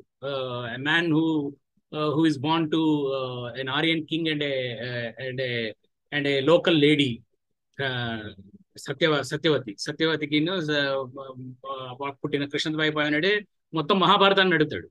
So the credit was given to him. Definitely yes, but it was written and scriptured during this period. అయితే పాయింట్ ఏంటంటే, ఇక్కడ నేను చెప్పదలుచుకుంది ఏంటంటే, the emerging culture in the world. ఇక్కడ ఏమవుతుందంటే, నాకు మా అబ్బాయిలు చెప్తున్నారు, people are now claiming that the Rigvedic Aryans in US and Europe. వాళ్ళు white people, they're claiming that they're Rigvedic Aryans and they have a different culture. There is a fascination towards this Rigvedic style of yajna and yajna samskara, a gypsy style of living. The people are getting attracted to it. So cults ela create avutayi annadaniki idoka example. Like people get attracted to these kinds of thoughts and then cultures just by looking at them, and somehow they get connected to it, and then they say that yes, this is what probably is what should be me, and nenu ila undali ane. So people on their Twitter accounts, on their social media accounts, claiming that they are the Rigvedic Aryans, and then these are white American or European youth. They're claiming that they're Rigvedic Aryans. So things do change. I mean, things do really come up in the course of this thing, and which is good, which is bad. Cults అనేవి ఎందుకు ఎలా develop అవుతాయి అనే దానికి ఒకనొక టైంలో at the same time ఇండియాలో మహాభారతంలోని శ్రీకృష్ణుడు the protagonist and then the మహావిష్ణువు అవతారంలో ఉన్నవాడు he condemned the rituals called yajna సంస్కారాన్ని యజ్ఞాలు చేయకూడదు, బలి ఇలా బలి ఇవ్వడం, జంతు బలి అనేది చాలా ఇది అని చెప్పి ఆయన క్లియర్ గా ఖండిస్తాడు. ఆయన అంతకు ముందు కూడా చార్వాక, బుద్ధ, జైన మొత్తం అందరూ కూడా జంతు బలిని యజ్ఞ క్రతువులో భాగంగా జంతు బలిని చాలా నిరసిస్తారు వాళ్ళు. ఎందుకంటే they are all because of their agrarian backgrounds, agrarian cultures నుంచి వచ్చిన కల్చర్స్ నుంచి వాళ్ళు దాన్ని కండెమ్ చేస్తారు. దట్ ఇప్పుడు మహాభారతంలో 1000 గుర్రాలను ఒకేసారి బలిచ్చారని రాశారనుకోండి. So that kind of thing you disagree with that. I mean, you basically, because you are from an agrarian kind of background. So నేను చెప్పేది ఏంటంటే in essence what the cults ఎలా డెవలప్ అవుతాయి. బట్ దెన్ వాట్ హ్యాపెండ్, ఇప్పుడు ఇందాక శర్మ గారు చెప్పినట్టు ఈ రోజు కూడా యజ్ఞ సంస్కారం నడుస్తూనే ఉంది. నిత్యాగ్నిహోత్రం ఇంకా పోయిందేమో తెలియదు. 80-90 వరకు అయితే నిత్యాగ్నిహోత్రం చేసేవాళ్ళు ఉండేవాళ్ళు. And then you still have yajna performed at somewhere, some corner of the globe. And then, so it never died. I mean, despite the most important protagonist of this land, Sri Krishna, Lord Sri Krishna, condemning it, it never left the culture. It just survived. So, cults అనేవి ఎలా ఉంటాయంటే, ఇంత బలమైన నమ్మకం ఉంటుంది కాబట్టి cult అనేది, అంటే నమ్మకం ఎంత బలంగా ఉండగలదు అనే దాన్ని బట్టి మీ విశ్వాసాన్ని బట్టి కల్ట్స్ డెవలప్ అవడం ఉంటుంది. కాబట్టి you are not going to wipe out. మీరు ఎంత కండెమ్ చేసినా కూడా, ఏం చేసినా కూడా, I don't think it is possible to condemn it. కృష్ణుడు యజ్ఞాన్ని ఖండించినట్టు ఒక మాట అన్నారు మీరు, ఎక్కడ అది రిఫరెన్స్? ఐ థింక్ అది భాగవతంలో ఉందండి. భాగవతంలో అసలు ప్రకృతిని పూజించమని కృష్ణుడు చెప్తాడు కదా. అది మా ఫాదర్ అప్పట్లో నేను అడిగాను, ఏంటంటే దాని వ్యాఖ్యానం చదివి వినిపించాడు ఆయన. ఆ వ్యాఖ్యానంలో వాళ్ళు ఇంద్రుడిని నిరసించడం కాదు ఇదని చెప్తారు. అంటే మన ఇండియన్ కల్చర్ లో వచ్చిన గొడవ ఏంటంటే, ఆ పాతది పూర్తిగా తిరస్కరించడం ఉంటుంది. యజ్ఞం మొన్న వరకు కొనసాగేది. ప్రిస్టాల్ దాని మీద పరిశోధనలు చేశారు. మనకి డచ్ ఇండాలజిస్ట్, చాలా మంచి మంచి ఇండాలజిస్ట్ ఆయన, ఇక్కడున్న అగ్ని చేయడం వాటి మీద పరిశోధనలు చేశాడు. ఎందుకంటే ఈనాటి వరకు కూడా యజ్ఞాలు ఉన్నాయి. అంటే కృష్ణుడు నిరసించిన మాత్రం నువ్వు పోవు. అది ఇప్పుడు మీరు క్రిస్టియానిటీ వచ్చాక ప్యాగన్ కల్చర్స్ పోయినట్టుగా, లేదా ప్యాగన్ కల్చర్స్ దాంట్లో కలిసిపోయాయి, అట్లా పోవు. అవి కూడా పక్కనే జీవిస్తాయి అనమాట. ఆ యజ్ఞం అనేది ఈనాటి వరకు ఉంది. అయితే కృష్ణుడు అంటే కృష్ణుడు ప్రకృతి పూజ చేయమని ఇంద్రుడిని పూజించద్దని అనడం అనేది తిరస్కరించడం కదా, అది ఒక రకంగా. అది ఇంకోటి ఏంటంటే, శంకరాచార్య బ్రహ్మసూత్ర భాష్యంలో మాట అంటాడు, నాకు భలే ఆసక్తి అది. వాసుదేవ మతం అనేది అవైదికం అని. దాంట్లో సంకర్షణ ఈ పదాలు ఉన్నాయి. దాంట్లో ఏమున్నాయి, వాసుదేవ అంటే ఏంటని నాకు అనుమానంతో, అది పౌరాణిక కదా ఇవన్నీ. అసలు ఏం చెప్పాడు అక్కడ చూసి, సంకర్షణ ఇలాంటి కొన్ని పదాలు కూడా ఇచ్చి ఇలా పిలుస్తారు, ఈ పేరుతో పిలుస్తారు. ఇది అవైదికం అంటాడు. అంటే భక్తి అనేది ఒక టైంలో అవైదికమే భక్తి. ఎందుకంటే మనకి రిచువల్ అనేది, ఇప్పుడు దేవిప్రసాద్ చటోపాధ్యాయ మాట అంటాడు, పూర్వం అది ఇండియన్ ఫిలాసఫీ దొరకట్లేదు నాకు. నేను చాలా కాలం క్రితం ఆయన రాసిన ఇండియన్ ఫిలాసఫీ మీద ఒక పుస్తకం రాశాడు. అది చాలా ఆసక్తికరమైన చేస్తాడు అబ్జర్వేషన్స్. ఆయన ఏమంటాడంటే, పూర్వం మీమాంస లాంటి ఫిలాసఫీ ప్రపంచంలో ఎక్కడా లేదు. అది రిచువల్, అంటే మ్యాజిక్. ఇంకా చెప్పాలంటే గిరిజనుల్లో ఉండేటటువంటి మ్యాజిక్ ని తలపించేలా ఉంటుంది అది.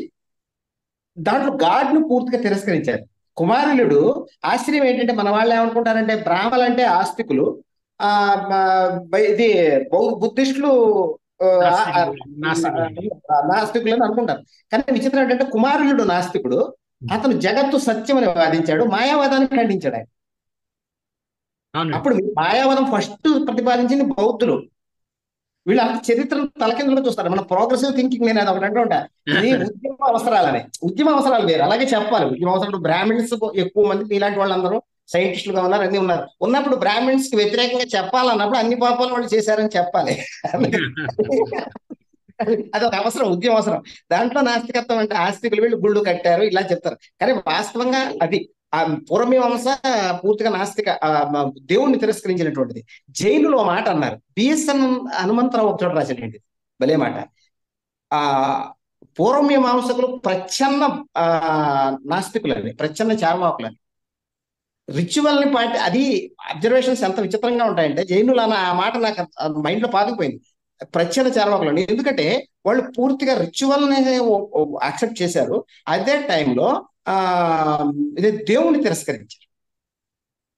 రిచువల్ దానికి అదే అపూర్వం, అంటే కనపడని ఒక ఫలితాన్ని ఇస్తుంది అని వాళ్ళు నమ్మారు. మంత్రాయ దేవత, మంత్రాలే దేవతలు అన్నారు.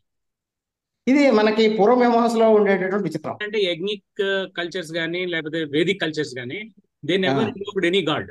దెర్ ఇస్ అబ్సల్యూట్లీ ఓన్లీ వాళ్ళ సేనాధిపతికి మాత్రమే, వాళ్ళ దళాధిపతికి మాత్రమే వాళ్ళ ఎడరేషన్ అనేది, వాళ్ళ తాలూకా మొత్తం వాళ్ళ ఫోకస్ అంతా కూడా వాళ్ళ దళాధిపతి. అంటే అది ఇంద్రస్థానం లేకపోతే వరుణస్థానం.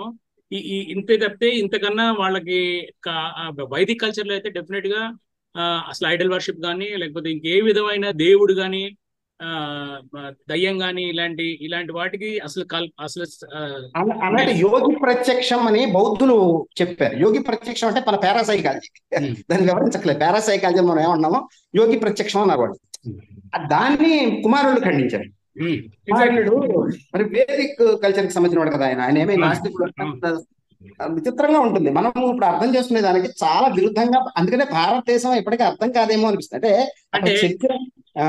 అంటే భారతదేశం అర్థం కాకపోవడానికి ప్రాబ్లం ఇక్కడ ఏమొస్తుందంటే సార్, ఇక్కడ చాలా అంటే ది కల్చర్ ఆఫ్ డామినెన్స్ అనేది దాని వల్ల సమస్య. ఇది ఏమవుతుందంటే కల్చర్ ఆఫ్ డామినెన్స్ మీరు ఈ అమాల్గమేషన్ ఉంటుంది చూసారా, అంటే బ్రాహ్మణిక్ వేదిక్ కల్చర్స్ లోకల్ కల్చర్స్ కొంత అమాల్గం.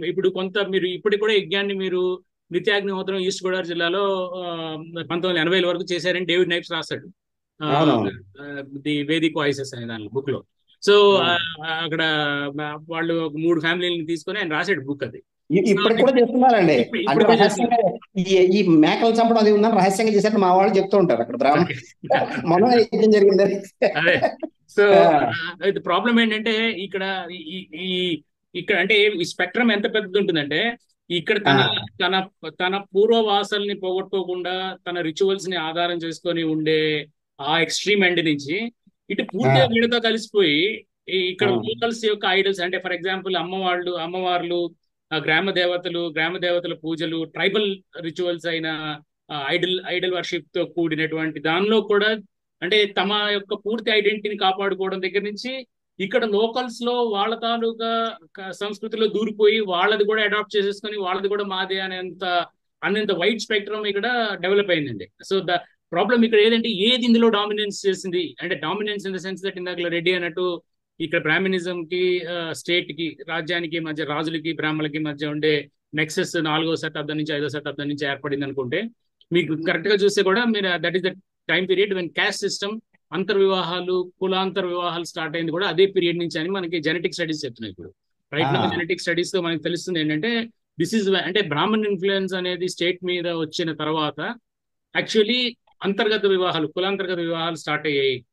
అంతవరకు అంటే జీన్ పూల్ లో అంతవరకు అంటే ఈ జీన్ పూల్ అనాలిసిస్ లో మనకు తెలిసింది ఏంటంటే కేవలం ఎండోగమి లేకపోతే అంతర్వివాహాలు అనేవి 6వ శతాబ్దం 75-76 జనరేషన్స్ ముందు నుంచి స్టార్ట్ అయింది అనేది. ఇప్పుడు ఇంతకు ముందు అది క్రీస్తు పూర్వం 1వ శతాబ్దం అంటే 2000 సంవత్సరాల క్రితం ముందు స్టార్ట్ అయిందని. బట్ ఇప్పుడు జరిగిన లేటెస్ట్ స్టడీ ప్రకారం చెప్తున్నది ఏంటంటే కలకట్టా యూనివర్సిటీ ఇన్స్టిట్యూట్ వాళ్ళు దే సేయింగ్ దట్ ఇది ఒక 75-76 జనరేషన్స్ క్రితం నుంచి ఈ ఎండోగమి ఎక్కువగా స్టార్ట్ అయింది. చాలా కేవలం మౌర్య డైనాసిటీ కొలాప్స్ అయిన తర్వాత there are so many kings, అంటే ఎవరికి వాళ్ళు కింగ్ ప్రకటించుకుని నార్త్ లో, ఎస్పెషల్లీ సౌత్ లో లేదు. సౌత్ లో వీ హ్యావ్ మన ఈయన ఉన్నాడు కదా శాతవాహన, గౌతమిపుత్రుడు శాతకర్ణి ఉన్నాడు మనకి ఆ టైంలో. బట్ అంటే ఆ టైం మనం వీఆర్ స్టేబుల్. బట్ నార్త్ లో డైనాసిటీ కొలాప్స్ అయిన తర్వాత లోకల్ ఎవరంటే వాళ్ళు లైక్ అంటే చిన్న రాజులు, సామంతులు వీళ్ళందరూ వాళ్ళు ప్రకటించుకొని ఆ టైంలో దేర్ మేబీ అంటే కొన్ని శూద్ర కులాలకు చెందినటువంటి వాళ్ళు కూడా రాజులుగా లేకపోతే లోకల్ లీడర్స్ గా డెవలప్ అయినప్పుడు దేర్ మేబీ మోర్ సోషల్ గా దట్ ప్యూరిటీని మెయింటైన్ చేయాలి అని చెప్పేసి maybe approval more about same caste marriages. ఈ ప్యూరిటీ గురించి తప్పని ఎప్పుడో మొదలైంది. బుద్ధిస్ట్ స్క్రిప్ట్స్ లో కూడా ఉంది. ఇప్పుడు ఇర్ఫాన్ హబీబ్ ఆ పుస్తకం పేరు నాకు గుర్తు రావట్లేదు, రిలీజియస్ హిస్టరీ ఆఫ్ ఇండియా అనేది చాలా మంది వ్యాసాలు ఉన్నాయి దాంట్లో. దాని ముందు మాట రాస్తారు. ఆయన ఇంటర్వ్యూలో కూడా చెప్పుకుంటుంది అదే, ఆ బుద్ధుడు కూడా అసలు అదేమీ చెప్పలేదు, సోషల్ చేంజ్ అని చెప్పలేదు. అది ఇంటర్నల్ గా మఠంలో ఏమి అందరూ చేరచ్చు, సన్యాసులే కదా అక్కడ ఉన్నది. ఇది జోగి జోగి రాసుకుంటే బూడిద రావుతుందని అర్థం సన్యాసుల మఠాలు కదా. ఆ సన్యాసుల మఠాల వరకు ఆయన క్యాస్ట్ సిస్టమ్ అంటే అవసరం లేదు. కానీ క్యాస్ట్ గురించి చర్చ లేదా స్వచ్ఛత గురించి చర్చ కొన్ని అంబట్ట సొత్త వెట్లో కనపడుతుందండి అప్పటికే. అయితే మీరు అన్నట్టుగా ఆ క్లారిటీ నెమ్మదిగా ఒక్కసారిగా కులం వచ్చి పడదు కదా, అది నెమ్మదిగా మీరు అన్నట్టుగా ఒక టైంలో అది ఘనీభవించడం స్టార్ట్. అయితే మీరు ఇందాక అన్న పాయింట్ కి నేను డైగ్రెస్ అయిపోయాను. ఈ ఇండియాని అర్థం చేసుకోవడం కష్టమైన విషయం అన్న, జటిలమైన విషయం అనడానికి మనకున్న ప్రధాన అవరోధం ఏంటంటే, ఇది భిన్న సంస్కృతుల మిశ్రమం అనుకుంటూనే దీనిలో రెండు ప్రధాన స్రవంతులు ఉన్నాయండి. ఒకటి వేదిక్ కల్చర్, వేదిక్ తో ఆర్యుల వలసతో వచ్చిన కల్చరల్ హిస్టరీ ఒకటి. రెండోది ప్రీ ఎగ్జిస్టింగ్ సింధు నాగరికత, వ్యవసాయ డామినేటెడ్, వ్యవసాయ ప్రాధాన్య సంస్కృతి, అది డిసిపేట్ అయిపోయింది. అంటే అది అంతరించుకోవడం వల్ల సబ్జుగేట్, అంటే ఆ సంస్కృతి కొనసాగలేదు కాబట్టి అది ఓడిపోయిన సంస్కృతిగా చూడబడింది. ఇప్పుడు ఒక సంస్కృతి ఏమో ప్రపంచాన్ని చుట్టొచ్చి ఇండియాలోకి ఎంటర్ అయిన సంస్కృతి వేదిక్ కల్చర్ అనేది. ఇది అత్యున్నతమైన సంస్కృతిగా కొనియాడబడింది అయినప్పటికీ కూడా సింధు నాగరికత అనేది, కానీ అది అంతమైపోయింది. అంటే అది కొనసాగబడలేకపోయినటువంటి ఒక సంస్కృతిగా, దాన్ని ఓడిపోబడిన సంస్కృతిగా, అంటే వాళ్ళు వచ్చి వీళ్ళని కొట్టారు, వాళ్ళు దండయాత్ర చేశారని అది చేయట్లేదు.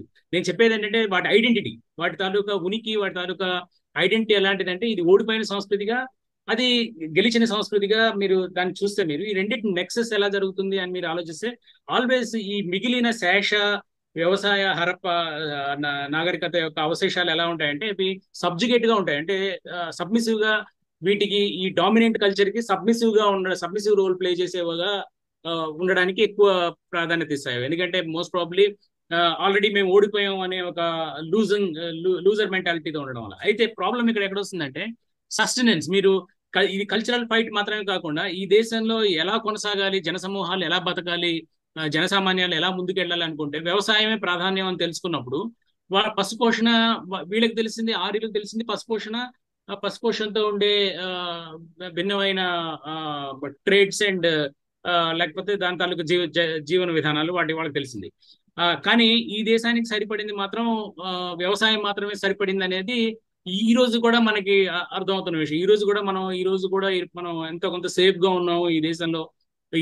ఇంత 140 కోట్ల జనాభాతో సేఫ్ గా ఉన్నాం అంటే అది కేవలం వ్యవసాయ ఆధారితం అవడం వల్ల మాత్రమే సేఫ్ గా ఉన్నాం. మనకి తిండి గింజల పదువు లేకపోవడం, వ్యవసాయాన్ని మనం నెత్తిని పెట్టుకుని ముందుకు తీసుకెళ్ళి. సో ఆబ్వియస్లీ ఏమైంది, మీకు ఇక్కడ డైకాటమీ ఎక్కడ వచ్చిందంటే, డామినెంట్ కల్చర్ గా వేదిక్ బ్రాహ్మణిక్ కల్చర్స్ ఉన్నప్పటికీ సబ్సర్వియంట్ గా ఉన్న ఈ వ్యవసాయ ఆధారిత సంస్కృతులు తిండి పెట్టేవిగా ఉంటాయి. అంటే మీకు వేరే ఏ దేశంలోని ఏ కల్చరల్ హిస్టరీలోనైనా ఏదైతే ప్రధాన ఉత్పాదక వ్యవస్థగా ఉంటుందో అదే డామినెంట్ కల్చర్ గా ఉంటుంది. కానీ ఇక్కడ ఈ డైకాటమీ అనేది ఏర్పడింది. దీన్ని మనం అర్థం చేసుకోవడంలో కొన్ని, అంటే మీకు కావాలంటే మీరు చాలా క్లియర్ గా చూడొచ్చు. చార్వాక, లోకాయుత, బౌద్ధ, జైనాలు వ్యవసాయ ఆధారిత కల్చర్స్ ని ప్రమోట్ చేస్తున్నట్టుగాను, మిగిలిన అన్ని కూడా బ్రాహ్మణిక్ కల్చర్స్ ని, వేదిక్ కల్చర్స్ ని ప్రమోట్ చేస్తున్నట్టుగా మీరు దాన్ని విడదీసి చూస్తే, ఇవి కాక దీనిలో వచ్చే అదర్ కాంప్లెక్సిటీస్ ఏంటంటే ఈ గ్రామ దేవత కల్చర్, అంటే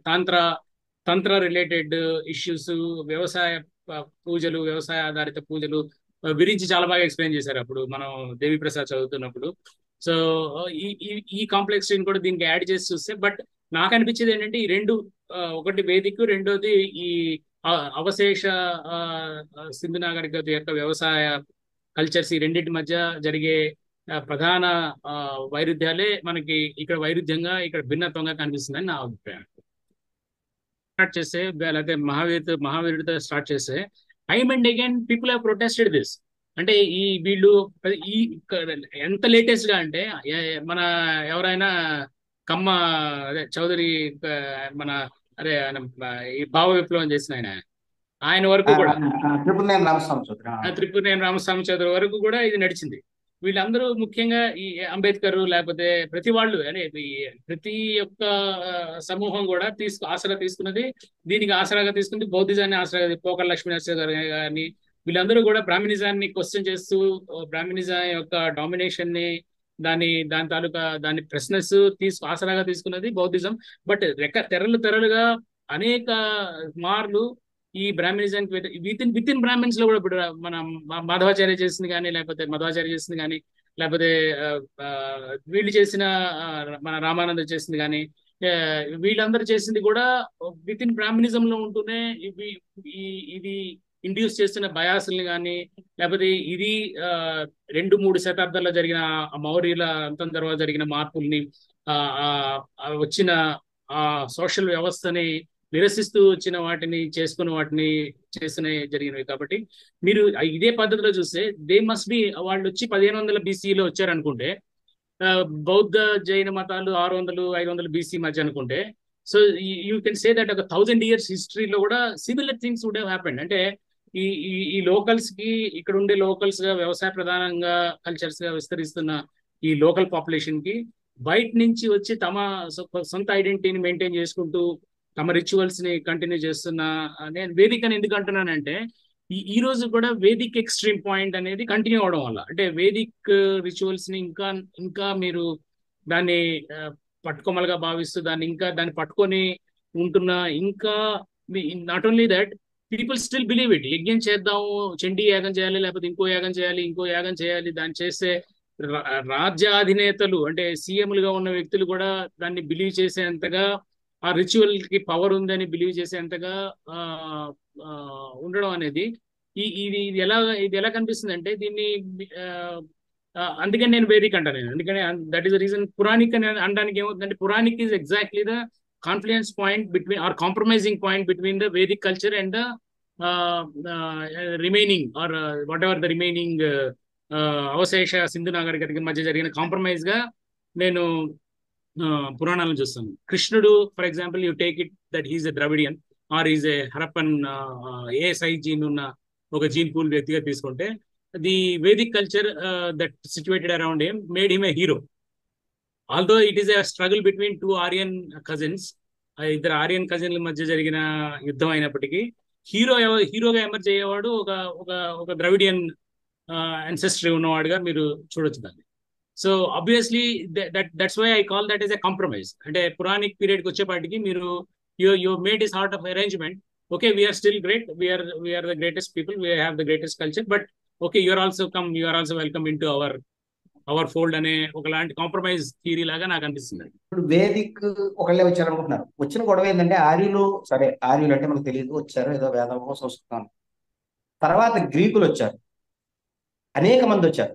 ఇప్పుడు దాని మీద కూడా కొంత చర్చ జరిగింది. ఇప్పుడు మిలింద పనహ అని ఒక పుస్తకం ఉంది, బుద్ధిస్ట్. అది మిలిందుడితో నాగసేనుడితో మిలిందుడు అనేనో, లేకపోతే మిలిందుడితో నాగసేనుడు అని ఒక బ్రాహ్మణ్, అతను బుద్ధిస్ట్, వైదికుడే తర్వాత బుద్ధిస్ట్ గా మారాడు. ఆయన చేసిన చర్చ అసలు ఆ చర్చలో గ్రీక్ ఫిలాసఫీ ప్రభావం ఎలా ఉంది అని రాసుకొస్తారు. ఇది అన్ని చోట్ల బ్రాహ్మణ్ ఏమి లేడు, కొన్ని చోట్ల గ్రీకులు ఉన్నారని. గ్రీకులు వచ్చినప్పుడు గ్రీకులు బ్రాహ్మిన్స్ ని అణిచేశారని కూడా ఆయన రాశాడు. గ్రేటర్ మగధ అని, ఆయన పేరు గుర్తు రావట్లేదు నాకు, ఒక ఇంగ్లీష్ స్కాలర్ పరిశోధన చేసిన ఆయన. అందుకని మనకి అనేక, అంటే ఆర్యులనే కాదు, అనేక కల్చర్స్ ఒకటి వచ్చాయి. ఇంకోటి మీరు అన్నది అది నిజం, వ్యవసాయ దేశం అవడం ఒకటి, అంటే వ్యవసాయం చేసుకోవడానికి ఎక్కడికైనా తరలిపోతారు. ఇప్పుడు రొబ్బిల తాపర్ లాంటి వాళ్ళు కూడా మాట రాశారు, ఒక చోట నుంచి ఒక చోటకి తరలిపోతారు. ఇప్పుడు మనకి ఇక్కడ కొట్టారనుకోండి రైతుని, వాడు పారిపోతాడు, ఏటో యుద్ధం చేయడు. అది చాలా మంచి పాయింట్ అనిపించింది నాకు. వేరే చోటకి తరలిపోయేవారు.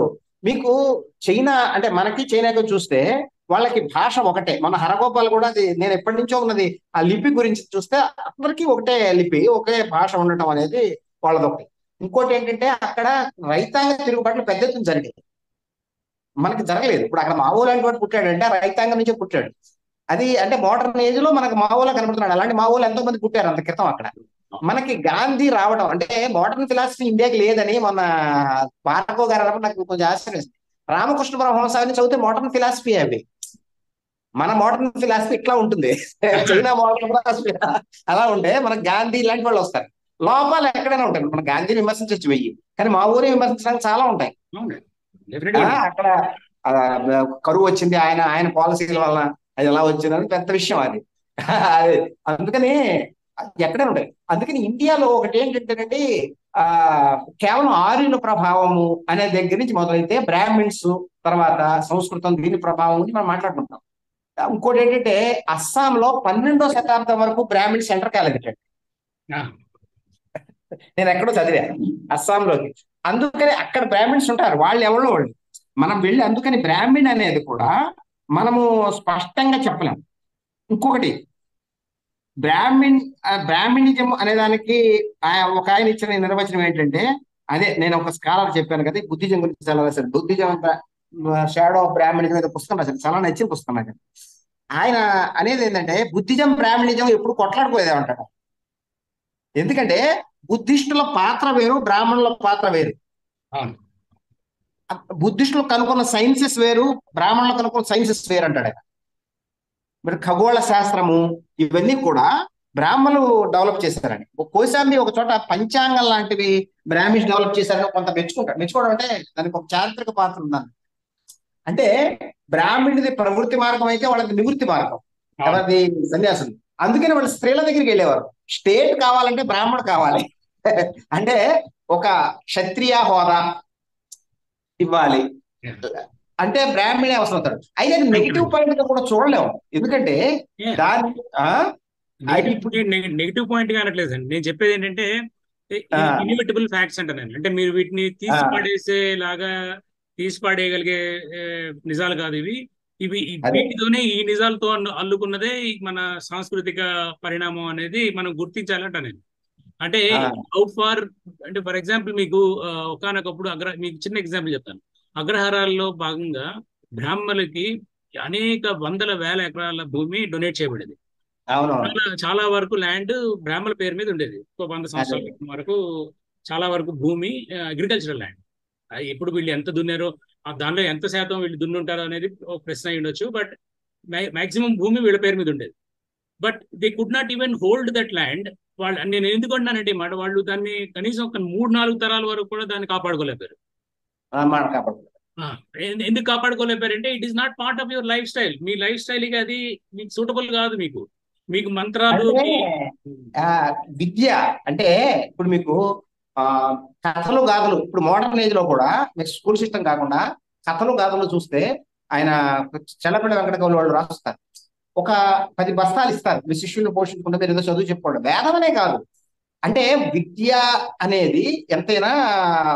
ఇప్పుడు యూదులు ఎట్లా అండి, యూదులకి బ్రాహ్మణులకి పోలిక ఉందని అన్నం చాలా తేడాలు ఉన్నాయి. వాళ్ళని అక్కడ ఏం జరిగింది, వాళ్ళ గిల్డ్స్ లో వాళ్ళని చేర్చుకోలేదు. అక్కడ జరిగిన విచిత్రం ఏంటంటే క్రైస్తవ గిల్డ్స్ లో వాళ్ళని చేర్చుకోలేదు, వాళ్ళ వృత్తి పనుల్లోకి రానివ్వలేదు. వాళ్ళు వెలేశారు. వెలేయడంతో వాళ్ళు చదువు డబ్బు వీటి వైపు లేదు, వేరే వాటి వైపు. ఆధునిక కాలంలో రాజకీయాలు అన్నిటి నుంచి కూడా తీసేయడం వల్ల చదువు వైపు వాళ్ళు ఇది మేధావులుగా తయారయ్యారని ఒక వ్యాపారం రాస్తారు అలాగే. అందుకని ఏంటంటే వీళ్ళు విద్య ఇప్పుడు 56 బ్రాహ్మణులు నష్టపోలేదు, ఆస్తులన్నీ కోల్పోయారు. ఇప్పుడు మీరు తూర్పుగోదావరి చూస్తే మొత్తం కాపులకు వెళ్ళిపోయింది భూమి. ఒకప్పుడు కాపులు అరుగు మీద కూర్చుని భోజనం చేశాడు. మా ఫ్రెండ్ ఒక అతను కాపు అన్నాడు, మీ పేపర్ వాళ్ళు లోపలికి రానిచ్చేవారు కదా, అరుగు మీద కూర్చోడు. మా ఫాదర్ ఇప్పటికీ ఫీల్ అవుతాడు, అందుకనే నన్ను చదువుకోవాలి అని అన్నాడు, చదివించాలని. అది ఉన్న విషయం అది. అయితే ఏమిటి, ఆ కాపులకే ఈ బ్రాహ్మణ ఆస్తులు నిలిపోయి. ఒకప్పుడు అన్ని బ్రాహ్మణులన్నీ తూర్పుగోదావరిలో బ్రాహ్మణవే కదా అన్ని, మొత్తం కాపులకి వెళ్ళిపోతే వీళ్ళు ఏమయ్యారు, ఫారెన్కి ఎక్కువ వెళ్ళిపోయిన వాళ్ళు వీళ్ళే. ఫారెన్ కానీ ఉద్యోగాలకు కానీ వెళ్ళిపోయారు. అది ఏమంటామో అంతే. అది అంటే దాన్ని డామినేషన్ అందామా, మళ్ళీ పాలిటిక్స్ లో లేరు. ఏది డామినేషన్ దేన్ని అంటాం. ఇప్పుడు యూదుల్లో మీకు చూస్తే మోడర్న్ ఏజ్ లో ఎంతమంది సైంటిస్టులు వచ్చారు, ఎంతమంది ఇది వచ్చారు, కానీ వాళ్ళు డామినేట్ చేశారని అనలేము. మరి బ్రాహ్మిన్స్ ఇక్కడ పాత్ర ఏమిటి నాకు ఇప్పటికీ అంటే 100% నేను చెప్పలేను. అంటే ఎట్లా ఉంది బ్రాహ్మిన్స్ పాత్ర అనేది మనము అంటే సింపుల్ గా చెప్పలేమేమో, అది నేను అనేది. అవునండి, కరెక్ట్ అండి. చాలా అంటే మీరు చెప్తే అంటే నేను అనేది కూడా ప్రాబ్లం ఇక్కడ ఏమవుతుందంటే బ్రాహ్మణ్ నెరేటివ్ తీసుకోగానే వీళ్ళు విలన్లా, వీళ్ళు ఈ దేశానికి అనే పెద్ద పాయింట్, ఒకటి పెద్ద క్వశ్చన్ మార్క్ తో దీన్ని విలనైజ్ చేయడం అనేది, విలిఫికేషన్ అనేది జరిగిందండి. బ్రాహ్మణిజాన్ని విలిఫికేషన్ జరగడం అనేది నిజంగా వీళ్ళు విలన్లు అయినందువల్ల విలిఫికేషన్ జరిగిందా, లేదంటే సౌలభ్యం కోసం వీళ్ళని విలన్లుగా చేసి కొంత తమ పబ్బం గడుపుకునే విధానంగా జరిగిందా అనేది ప్రశ్న ఇక్కడ. అయితే మీరు చరిత్ర కనుక చూస్తే ఎవరు కూడా వాలంటీర్గా విలన్ అవ్వలేరు. ఏ ఏ గుంపు కూడా, ఏ సమూహం కూడా తామంతు తాముగా సమాజానికి మేము విలన్లుగా తయారవుతాము, సమాజంలో వ్యతిరేక పోకడలతో మేము పోతాము అనేంత మూర్ఖత్వానికి ఎంతటి ఏమంటారు దాన్ని మీరు, జాతి చైతన్యం ఉన్న సమూహాలు కూడా ఆ పని వాలంటరీగా చేయలేవు. అంటే మిమ్మల్ని ఫోర్స్ చేస్తే, ఫర్ ఎగ్జాంపుల్ యూదులకి గెట్టోలు కట్టి వాళ్ళని గోడలు కట్టి వాళ్ళని వేరే వెలేసి రిమైనింగ్ సమూహాలతో కలవనివ్వకుండా వెస్ట్రన్ యూరోప్లో వాళ్ళని అలా వెలివేసించారు. వాళ్ళకి తప్పదు, ఇంకా వాళ్ళ సమూహంలోనే వాళ్ళు ఉండాలి, వాళ్ళ సమూహంలో వాళ్ళు పెళ్లి చేసుకోవాలి, వాళ్ళ సమూహంలో వాళ్ళు చదువుకోవాలి, పైకి రావాలి, ఏదో వాళ్ళు పాటలు పడాలి. అయితే వాళ్ళంతా వాళ్ళు కాన్షియస్ గా మేము యూత్లో మేము వేరే వాళ్ళతో కలవం అని చెప్పి వాళ్ళు మిగతా అన్ని ట్రేడ్స్ మిగతా అన్ని సమూహాలతో చేసేవాళ్ళు. సేమ్ థింగ్ మీరు బ్రాహ్మణులతో సిమిలారిటీ అంటే నేను అదే పాయింట్ లో చెప్తున్నాను అన్నమాట. బ్రాహ్మణులు కూడా అంతే, ఇప్పుడు అగ్రహారంలో వాళ్ళని వాళ్ళు వెలువ వేసుకొని అగ్రహారంలో మేము ఉంటున్నాం అని చెప్పి వీళ్ళ సంస్కృతిలో భాగంగా వీళ్ళతో ఉంటూ వేరే వాళ్ళని దగ్గర రానివ్వకుండా వాళ్ళతో వెళ్ళి కలవకుండా, కానీ వీళ్ళు వాళ్ళతో వ్యవసాయం చేయించేవాళ్ళు, వాళ్ళతో అన్ని వృత్తులు చేయించుకునేవాళ్ళు, వాళ్ళతో నిరంతరం ఇంటరాక్షన్ అవుతుండేవాళ్ళు, వాళ్ళకి కథలు చెప్తుండేవాళ్ళు, అన్ని రకాలైన ఇంటరాక్షన్స్ జరుగుతుండేవి. లిమిటెడ్ గానే జరుగుతుండేవి. అంటే ఫిజికల్ గా వాళ్ళని ఇంట్లో కలిపి కూర్చోబెట్టి పంక్తి భోజనాలు చేయకపోయినా, but definitely there were interactions, వాళ్ళతో ఇంటరాక్షన్స్ అనేవి జరుగుతున్నాయి. సో ది ఓన్లీ డిఫరెన్స్ ఏంటంటే గట్టోలు కట్టి వాళ్ళని అక్కడ యూదుల్ని యూరోప్ లో వెలేశారు. ఇండియాలో వీళ్ళు గట్టోలు కట్టుకొని అగ్రహారాలు కట్టుకొని వీళ్ళు వేరే సమూహాలుగా బతకడం అనేది జరిగింది. అట్లీస్ట్ సౌత్ ఇండియాలో కొన్ని గ్రామాల్లో. మాకు నార్త్ ఇండియాలో అవసరం రాలేదు, ఎందుకంటే వాళ్ళే అందరూ కూడా వాళ్ళే కాబట్టి వాళ్ళ కొన్ని కేవలం వాళ్ళు డామినేట్ అయ్యారు కాబట్టి. ఇక్కడ బ్రాహ్మిన్స్ మీద వ్యతిరేకత ఏంటంటేనండి, ఒక మంచి పుస్తకం వచ్చిందండి, రమేష్ బైరి అనే సెంట్రల్ యూనివర్సిటీలో చేశాడు ఆయన, హైదరాబాద్. ఆయన రాశాడు, అదేంటంటే కర్ణాటక బ్రాహ్మిన్స్ మీద పరిశోధన. అది ఏంటంటే అది చూస్తే మనకి మొత్తం దేశంలో ఆధునిక యుగంలో బ్రాహ్మిన్స్ ఎలా అర్థం చేసుకుని కొంచెం అర్థమవుతుంది. ఏంటంటే మొట్టమొదట బెంగుళూరుకి వెళ్ళింది, సిటీకి వెళ్ళింది బ్రాహ్మిన్స్. వీళ్ళ ట్రెడిషనల్ మెథడ్స్ ని మోడర్నిటీకి అడాప్ట్ చేశారు. అంటే ఉదాహరణకి వారాలు చేసుకుని బతకడం, దీని మీద కథలు వచ్చాయి. ఇప్పుడు మీ ఇంటికి నేను వస్తా, వారం నేను కూడా కొన్నిసార్లు చేశాను. అది వారం ఇస్తారు, అంటే వారానికి ఒక రోజు మీ ఇంటికి భోజనానికి వస్తా, అది నేను టౌన్ లో ఉండి చదువుకోవడానికి వీలు కల్పిస్తాను. ఇట్లాంటి మెథడ్స్ ని వాళ్ళలో మళ్ళీ శాఖకి పడేది కాదు, మళ్ళీ పక్క వేరే రాష్ట్రం బ్రాహ్మణులతో పడేది కాదు. అందరూ బ్రాహ్మణులు ఉండేవారు, అంటే మధ్వులు చాలా ప్రధానంగా ఉండేవారు. వీటి నుంచి లింగాయతులకు ఈర్ష్య పుట్టింది. లింగాయతులు ఏం పేదవాళ్ళు కాదు, లింగాయతులకు ఆస్తుల పరులే, కానీ వాళ్ళకి చదువు లేదు. దాంతో బ్రాహ్మణ్స్ ని నువ్వు అసలు మీరు నిజమైన బ్రాహ్మణులు కాదని కూడా వాదించారు. మీరు ఇంటి దగ్గర ఏదో చెప్తారు, బయటకు వెళ్ళి హోటల్స్ లో వీళ్ళు మోడర్నిటీలోకి వచ్చేసారు కదా బ్రాహ్మణ్స్. ఏదో హోటల్కి వెళ్ళి మందు ఎక్కడికో వెళ్ళి దారికి వెళ్ళి మందు తాగుతారు. మీరు సరైన బ్రాహ్మణులు కాదని వాదించారు. విచిత్రం ఏంటంటే వాదించింది లింగాయతులు. సరైన బ్రాహ్మణ అమ్మాలని వాడు ఎందుకు అనుకుంటున్నాడు? ఇది మోడర్న్ చాలా వైరుధ్యాలు ఉంటాయండి, మోడర్న్ ప్రోగ్రెస్ అంతా కూడా. అందుకని